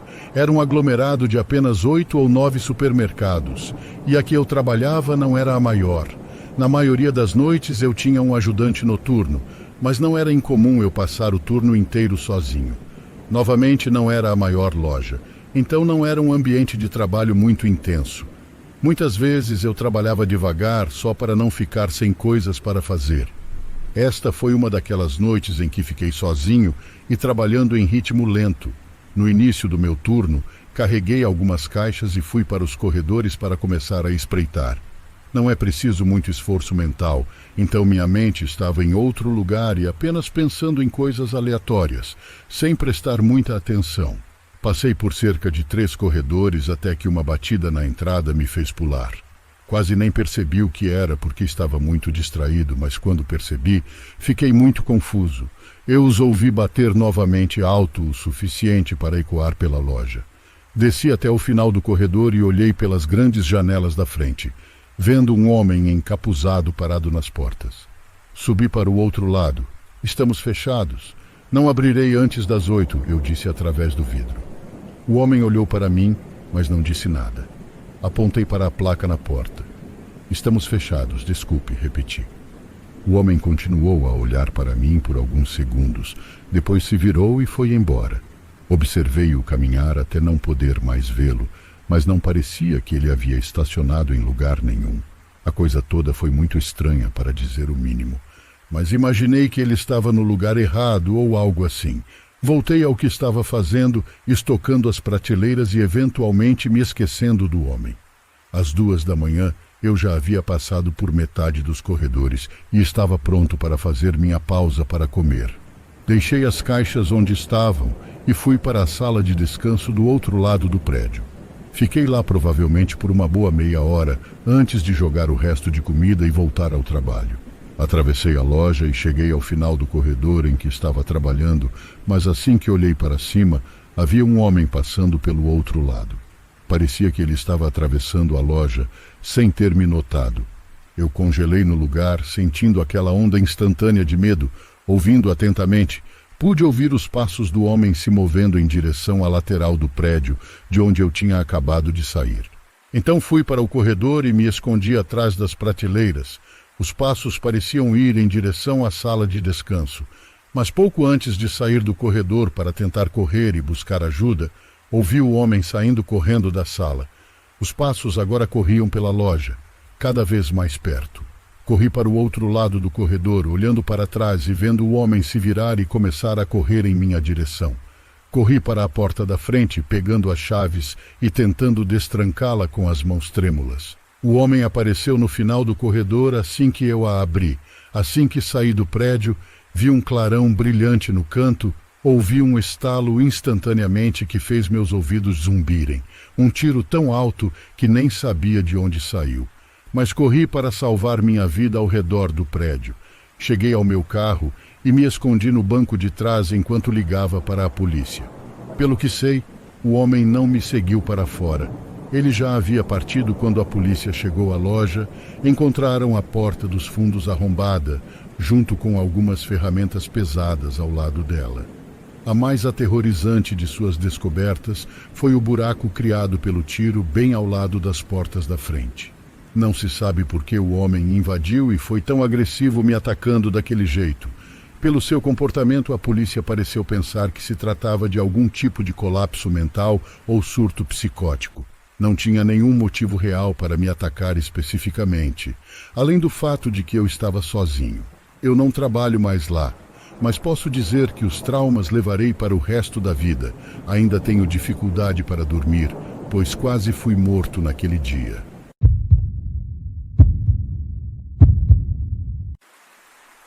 A maior parte de minha vida é um relato de terror.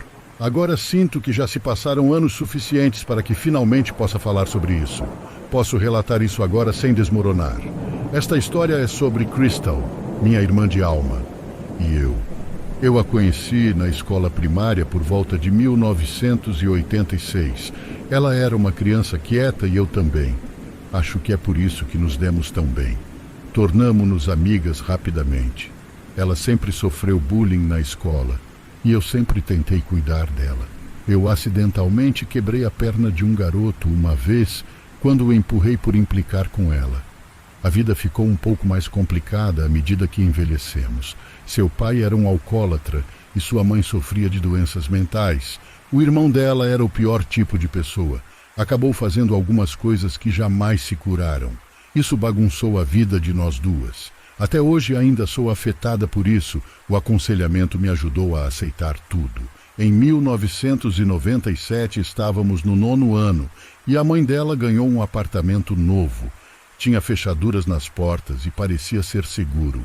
Ela estava tão animada e me implorou para ficar lá. Tivemos a impressão de que o irmão dela não estaria lá e nos divertimos muito. Cochilamos provavelmente por volta das 23.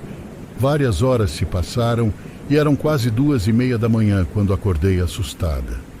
No começo eu não tinha certeza do que diabos estava acontecendo. Eu e ela estávamos em camas diferentes e o quarto era enorme, mas então percebi que alguém estava em cima de mim e colocou uma faca na minha garganta. Parecia que o tempo havia parado. Eu me dissociei completamente e bloqueei mentalmente o que estava acontecendo. Foi doloroso. E eu não fui forte o suficiente para lutar contra a pessoa. Fui espancada e machucada. Fiquei como se tivesse desmaiada. Ele deve ter ficado convencido porque eu senti se afastar. Eu já sabia em meu coração o que aconteceria a seguir e não havia como deixá-lo chegar até Crystal.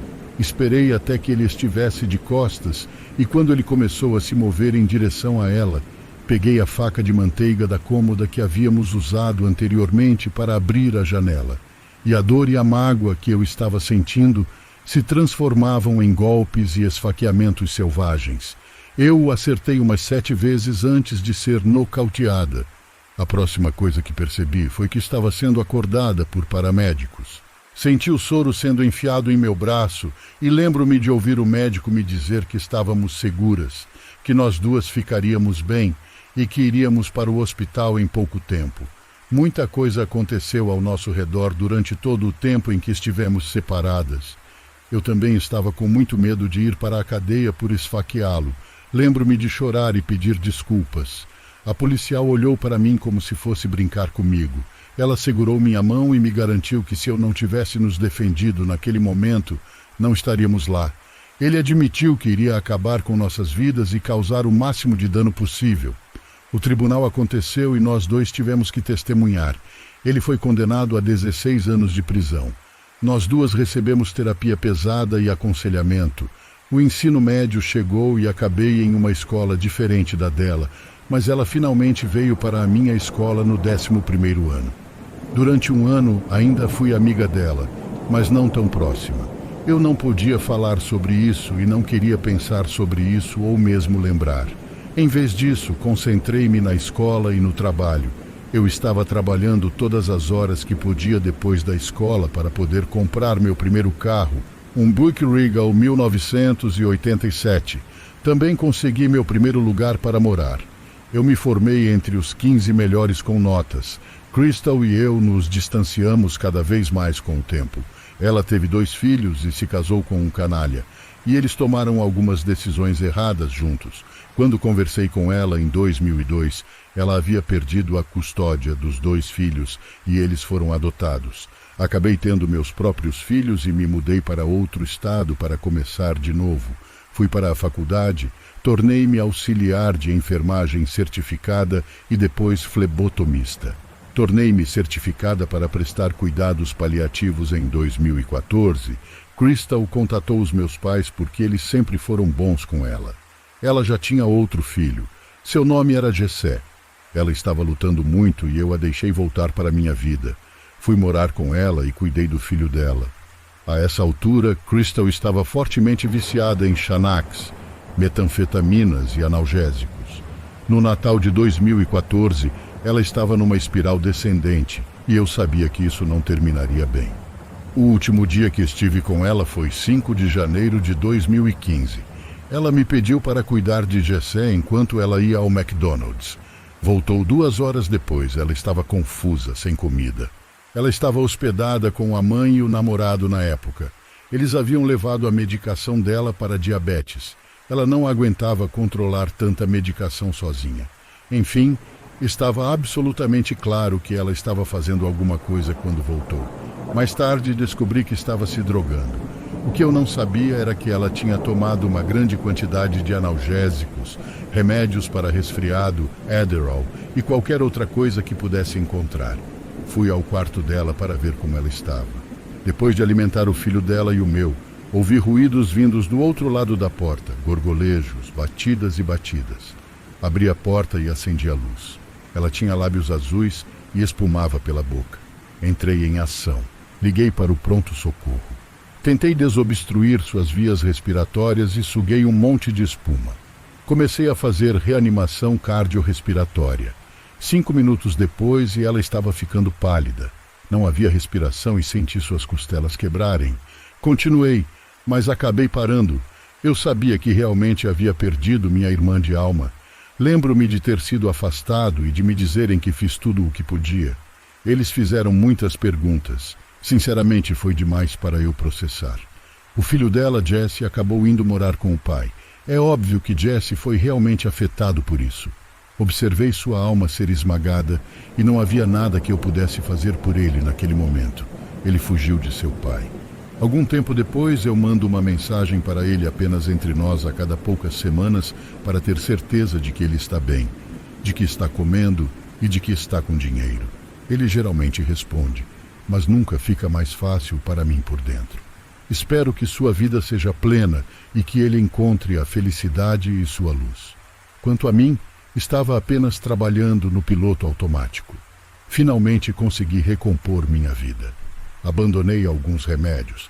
Em 29 de maio de 2018, definitivamente tive uma segunda chance e estou extremamente grata. Eu só queria que Crystal pudesse ter uma segunda chance também.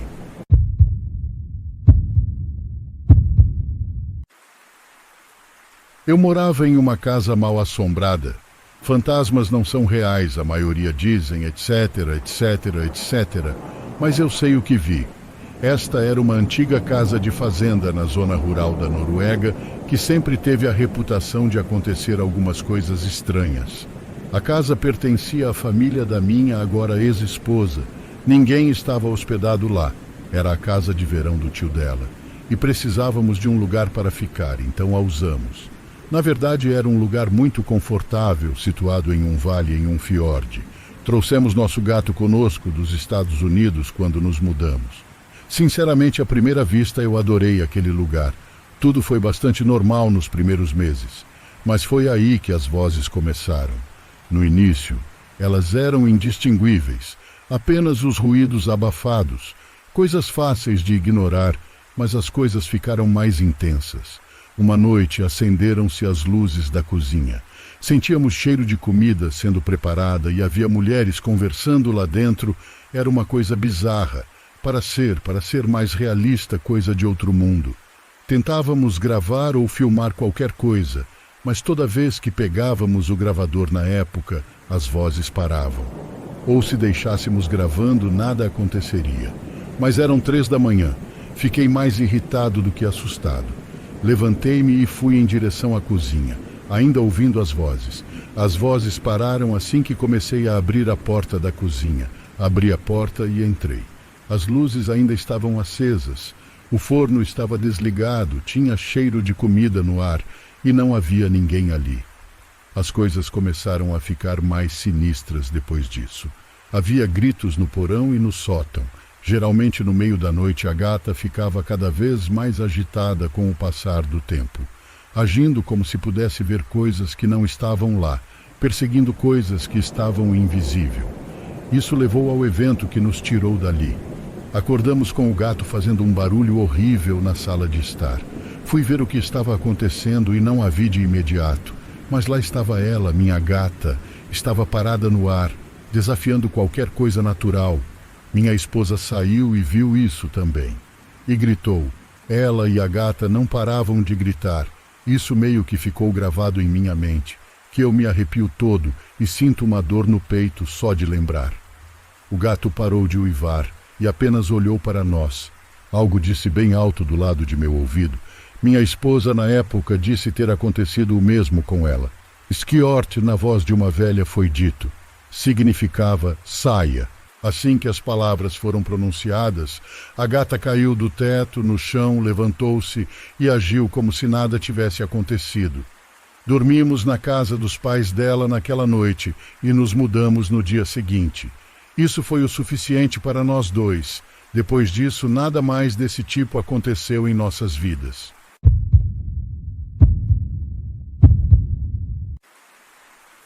Numa sexta-feira à noite, enquanto jantávamos, papai compartilhou algumas notícias realmente importantes. Ele disse que sua empresa lhe ofereceu um emprego muito bom. Eles querem que ele seja o chefe do trabalho deles na Flórida, em um lugar chamado Tampa. Se ele disser que sim, nossa família se mudaria para lá junta. A empresa pagará a mudança e também nos ajudará a comprar uma casa nova, se quisermos. Ele então disse que a notícia o surpreendeu muito, mas ele quer que pensemos sobre isso. Ele disse que poderíamos ver isso como um novo começo, já que não tiramos férias há algum tempo, especialmente na Flórida. Ele acha que deveríamos aceitar. Mamãe e eu assentimos e dissemos, ok. Minha mãe perguntou, quanto tempo você tem para decidir se quer o emprego? Ele disse, 2 semanas.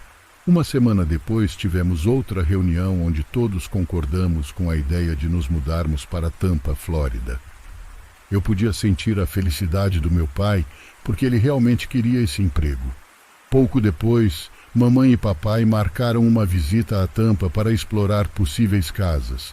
Normalmente eles passavam fins de semana prolongados lá, retornando às segundas-feiras para me atualizar sobre quaisquer propriedades que achassem interessantes. Infelizmente demorou mais de um mês para encontrar uma boa casa em nosso orçamento, mas valeu a pena esperar. Eles me levaram para dar uma olhada e ouvir minha opinião. A casa tinha 4 quartos, uma banheira de hidromassagem externa e garagem dupla. Os jardins não eram enormes, mas o de trás era um pouco maior que o da frente. O interior era moderno e os quartos eram bastante grandes. Mamãe gostou muito da cozinha, que era 2 vezes maior que a nossa atual. Minha mãe é uma excelente cozinheira e sua comida é a melhor que já comi. Gostei da casa e, com muita conversa, papai conseguiu comprá-la. Depois disso, ficamos muito ocupados. Tivemos que colocar à venda a nossa casa atual e, ao mesmo tempo, revisar todas as coisas que armazenamos ao longo dos anos. Meus pais disseram que precisamos ser rigorosos e guardar apenas o que realmente usamos e precisamos. Tudo o que não precisamos tem que ser eliminado, pois não queremos encher a nova casa com coisas que guardamos sem motivo. Foi um pouco surpreendente para mim, mas no final eu tinha 15 caixas de coisas para me livrar. Alguns foram para instituições de caridade e algumas coisas quebradas foram para o lixo. Meu pai era quase tão acumulador quanto eu. Ele tinha 10 caixas para se livrar, mas minha mãe só tinha 3. Depois que terminamos, não demorou muito para conseguirmos uma boa oferta pela casa, que meu pai aceitou. Então escolhemos um dia para nos mudarmos. Em apenas 6 semanas, estávamos na nova casa, rodeados de caixas e comendo comida para a viagem por cerca de 10 dias. Sobrevivemos com comida para a viagem até que pudéssemos arrumar a cozinha. Por fim, colocamos as coisas em ordem, mas percebemos que papai estava passando mais tempo no trabalho, aprendendo novos sistemas e conhecendo sua equipe. Ele parecia gostar do desafio. Enquanto isso, encontrei um emprego onde pudesse trabalhar em casa usando meu computador. Era mais adequado para mim do que meu antigo emprego de escritório na Geórgia. Isso significava que eu poderia fazer pausas e nadar em nossa grande banheira de hidromassagem. Parecia mais uma piscina, mas a água era quente porque tinha uma cobertura com aqueles jatos de massagem refrescantes. Depois disso, almocei no pátio e voltei ao trabalho. Parecia tão diferente de antes. Tinha 2 casas próximas, uma de cada lado. A casa à nossa direita estava vazia e havia uma placa no jardim da frente dizendo que estava à venda. Dava para ver pelas janelas que não havia móveis lá dentro e nunca havia carros na garagem. A casa à nossa esquerda era habitada, mas o proprietário não tentava falar conosco desde que nos mudamos, há 2 semanas. Achamos que era apenas um homem morando lá, porque o vimos entrando e saindo no início da noite, mas ele nunca tinha mais ninguém no carro com ele. Acenei para ele 2 vezes quando ele saiu do carro, mas ele apenas me encarou por um tempo e depois desviou o olhar. Mamãe disse que algumas pessoas são simplesmente estranhas. Nem me preocupei muito com isso. Há pessoas que ouvem você dizer oi ou veem você acenar, mas optam por ignorá-lo. Talvez seja como eles foram criados ou faça parte de sua cultura, onde é considerado rude dizer oi. À noite, quando eu estava na cama, por volta das 23 horas, muitas vezes vi uma lanterna em seu quintal. Eu olhava pela janela do meu quarto para os fundos da propriedade, me perguntando, o que ele está fazendo? Então, algumas vezes, quando eu estava olhando para a lanterna, ela parou de se mover pelo quintal e depois virou bruscamente. A luz brilhou diretamente para mim através da janela e eu rapidamente me abaixei e prendi a respiração.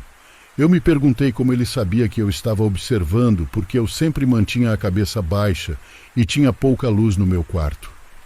Quando espiei novamente, a lanterna havia sumido e ele não estava à vista.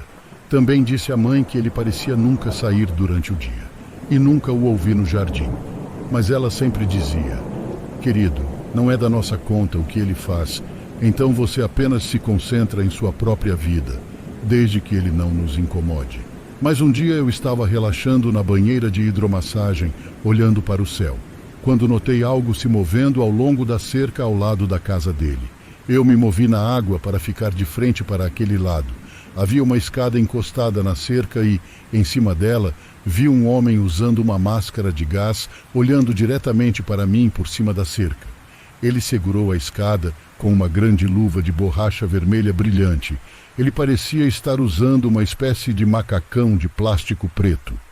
Levantei-me e olhei para ele. Então eu gritei: "Posso te ajudar?" Ele não disse nada, apenas continuou olhando. E então ele fez algo realmente estranho. Ele levantou um gato preto de trás da cerca. Pude ver que o gato estava morto ou parado. Então ele apontou para mim com a outra mão e fez um movimento cortante na garganta. Depois disso, ele desceu e desapareceu, pegando a escada por baixo da cerca. Quem faz algo assim? Fui para o meu quarto para dar uma olhada melhor em seu quintal e descobrir o que ele estava fazendo. Mas quando olhei, o quintal estava vazio. Eu teria contado para minha mãe, mas ela e meu pai estavam fora no fim de semana. Então eu era o único em casa, eu não estava com medo ou algo do tipo. Eu tinha apenas raiva daquele cara. Aquela noite, desci até o fundo do nosso quintal, onde sabia que um dos painéis da cerca estava preso apenas por um poste, pois o outro havia sido quebrado. Papai realmente mencionou isso e disse que estava em sua lista de tarefas para consertar. Eu tinha comigo uma lanterna pequena e fraca que encontrei na caixa de ferramentas na garagem. Empurrei suavemente o painel da cerca para fazer uma abertura grande o suficiente para eu passar. Então me agachei no quintal e olhei em volta. Agora eu podia ver muito melhor todo o seu quintal. Havia um grande galpão que eu notei da janela do meu quarto. Fui em direção a ele, mantendo a cabeça baixa. À medida que me aproximei, o chão abaixo de mim começou a afundar e vi muitos montes espalhados por toda parte. Caminhei cuidadosamente por eles até chegar à porta do galpão. Não tinha fechadura, então experimentei a maçaneta e ela abriu facilmente. Entrei e a primeira coisa que notei foi o cheiro horrível que vinha daquele lugar. Usei minha lanterna para olhar ao redor. Parei em uma grande mesa no meio do galpão. Sobre aquela mesa havia uma grande tábua de madeira como as que os açougueiros usam, e tinha sangue seco. Quando afastei a luz, pude ver grandes manchas vermelhas no chão, ao redor da mesa, e embaixo dela, na parede dos fundos, havia uma fileira inteira de cortadores de carne e facas de açougueiro. Quando movi a luz, ela parou em uma linha inteira de ganchos de carne. Havia gatos mortos e cachorros pequenos pendurados. Essa pessoa era doentia. Ali sim tive um pouco de medo. Vi alguns pentagramas pintados na parede dos fundos. A princípio pensei que fosse tinta vermelha, mas quando olhei de perto, na verdade era sangue. Esse cara gostava de algumas coisas obscuras. Acho que ele estava sacrificando doentiamente esses pobres animais de estimação, digo estimação, porque aqui onde estou morando é muito raro encontrar animais de rua. Certamente eram animais com donos. O que é mais assustador é que ele é nosso vizinho. De repente vi uma luz na porta aberta do galpão. Ele estava descendo o jardim. Saí rapidamente do galpão, permanecendo abaixado, e fechei a porta. Rastejei por entre os arbustos até o painel da cerca que abri antes. Depois de passar, virei-me e fechei-a. Corri pelo quintal o mais rápido que pude em direção à nossa casa. Entrei pela porta do pátio e tranquei-a. Peguei meu telefone da mesa e comecei a ligar para a polícia. Para meu horror, vi o homem andando pelo nosso quintal, segurando um cutelo em uma das mãos. Mas desta vez, ele estava todo vestido de preto. Quando liguei para a polícia, gritei ao telefone: "Tem alguém com uma arma invadindo a casa", enquanto me dirigia para a porta da frente. Dei-lhes nosso endereço e assim que ouvi a porta do pátio abrir, corri pela frente em direção ao meu carro. Naquele dia eu havia tirado a chave do contato, coisa que raramente fazia. Então eu tive que correr. Fui pela estrada. Olhei brevemente para trás e vi a pessoa parada na porta da frente. Virando a esquina, dou de cara com a polícia. Sinalizei e expliquei. Entraram para prender o cara. Ele acabou atacando e ferindo um dos policiais com o cutelo. Depois que ele atacou a polícia, eles tiveram que atirar nele. A polícia disse mais tarde ter descoberto mais de 40 sepulturas de animais em seu quintal. Eles também encontraram coisas estranhas e livros de adoração em sua casa. Havia um caso aberto sobre sua mãe. desaparecida há 4 anos. Viver ao lado de vizinhos estranhos pode ser assustador, e às vezes você não percebe o quão assustadores eles são até que seja tarde demais.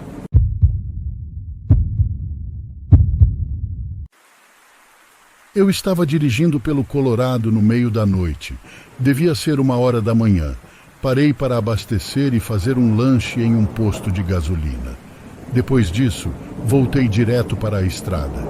Embora não houvesse carros na estrada àquela hora, especialmente nas estradas em que eu estava, ainda assim obedeci ao limite de velocidade porque era tarde, estava cansado e nunca se sabe onde um policial poderia estar escondido. Eu estava andando por volta de 55 por hora.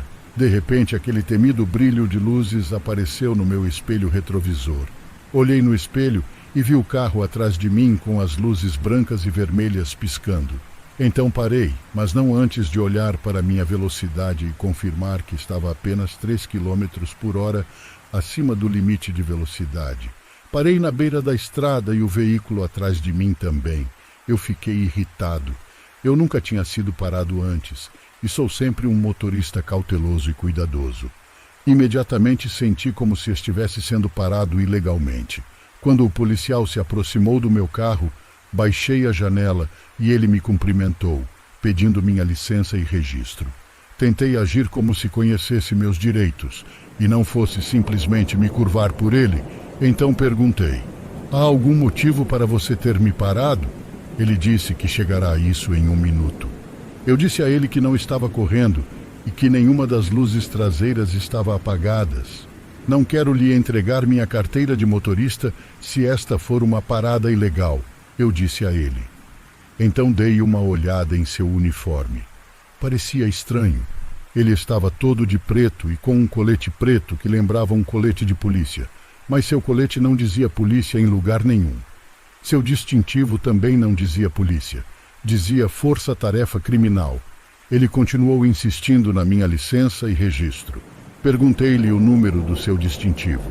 Ele disse que não precisava me dar isso. Eu sabia o suficiente sobre paradas de trânsito para saber que isso era mentira. Também notei que suas luzes eram apenas vermelhas e brancas, faltando o azul.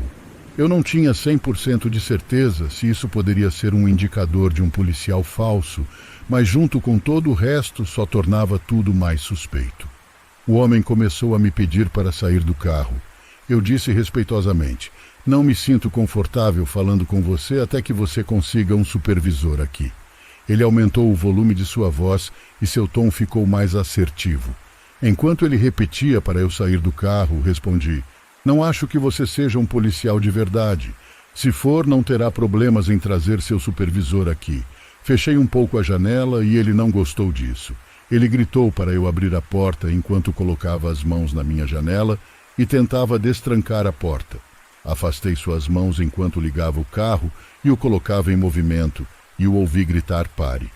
Quando comecei a me afastar dele, meu coração estava acelerado e, por Deus, eu esperava estar certo, ou iria para a cadeia. O fato de esse homem estar se passando por policial mostrou o quão terrível era a situação em que eu me encontrava. Enquanto eu estava indo embora, ultrapassando o limite de velocidade, vi o carro atrás de mim com os faróis acesos, se aproximando rapidamente. Fiz a única coisa que pude pensar em fazer: ligar para a polícia. Eu disse a ela ao telefone que estava sendo perseguido por alguém que eu acreditava ser um policial falso. Eu disse que ele se recusou a dar o número do seu distintivo. Seu carro não tinha identificação e não tinha luzes azuis. E seu uniforme não dizia polícia. Depois de perguntar minha localização e mais detalhes sobre a situação, contei a ela que estava sendo perseguido por essa pessoa. A mulher me disse a delegacia de polícia mais próxima da minha localização, que era o departamento de polícia de Fraser Winter Park. Ela pediu que eu fosse até lá e enviaria um oficial para me encontrar. O cara em seu carro estava me seguindo até o meu destino com os faróis ainda acesos. Mas de repente, quando chegamos a um cruzamento, ele apagou os faróis e virou à direita, desaparecendo de vista. Ele se foi. E com isso percebi que minha suspeita era verdadeira o tempo todo. Fui parado por um cara fingindo ser policial. Ainda dirigi até a delegacia onde havia um policial sentado em seu carro no estacionamento. Eu estacionei e ele saiu, aparentemente sabendo que era eu quem ele iria encontrar imediatamente. A partir daí, contei a ele todos os detalhes do encontro, o rosto do cara, seu carro e em que cruzamento ele virou. Ele anotou minhas informações de contato, acho que caso precisasse ser chamado para identificar o cara. Depois de alguns minutos, eu estava na estrada novamente. Ainda bem que confiei na minha intuição e não saí do carro. Eu não posso imaginar onde as coisas teriam ido a partir daí.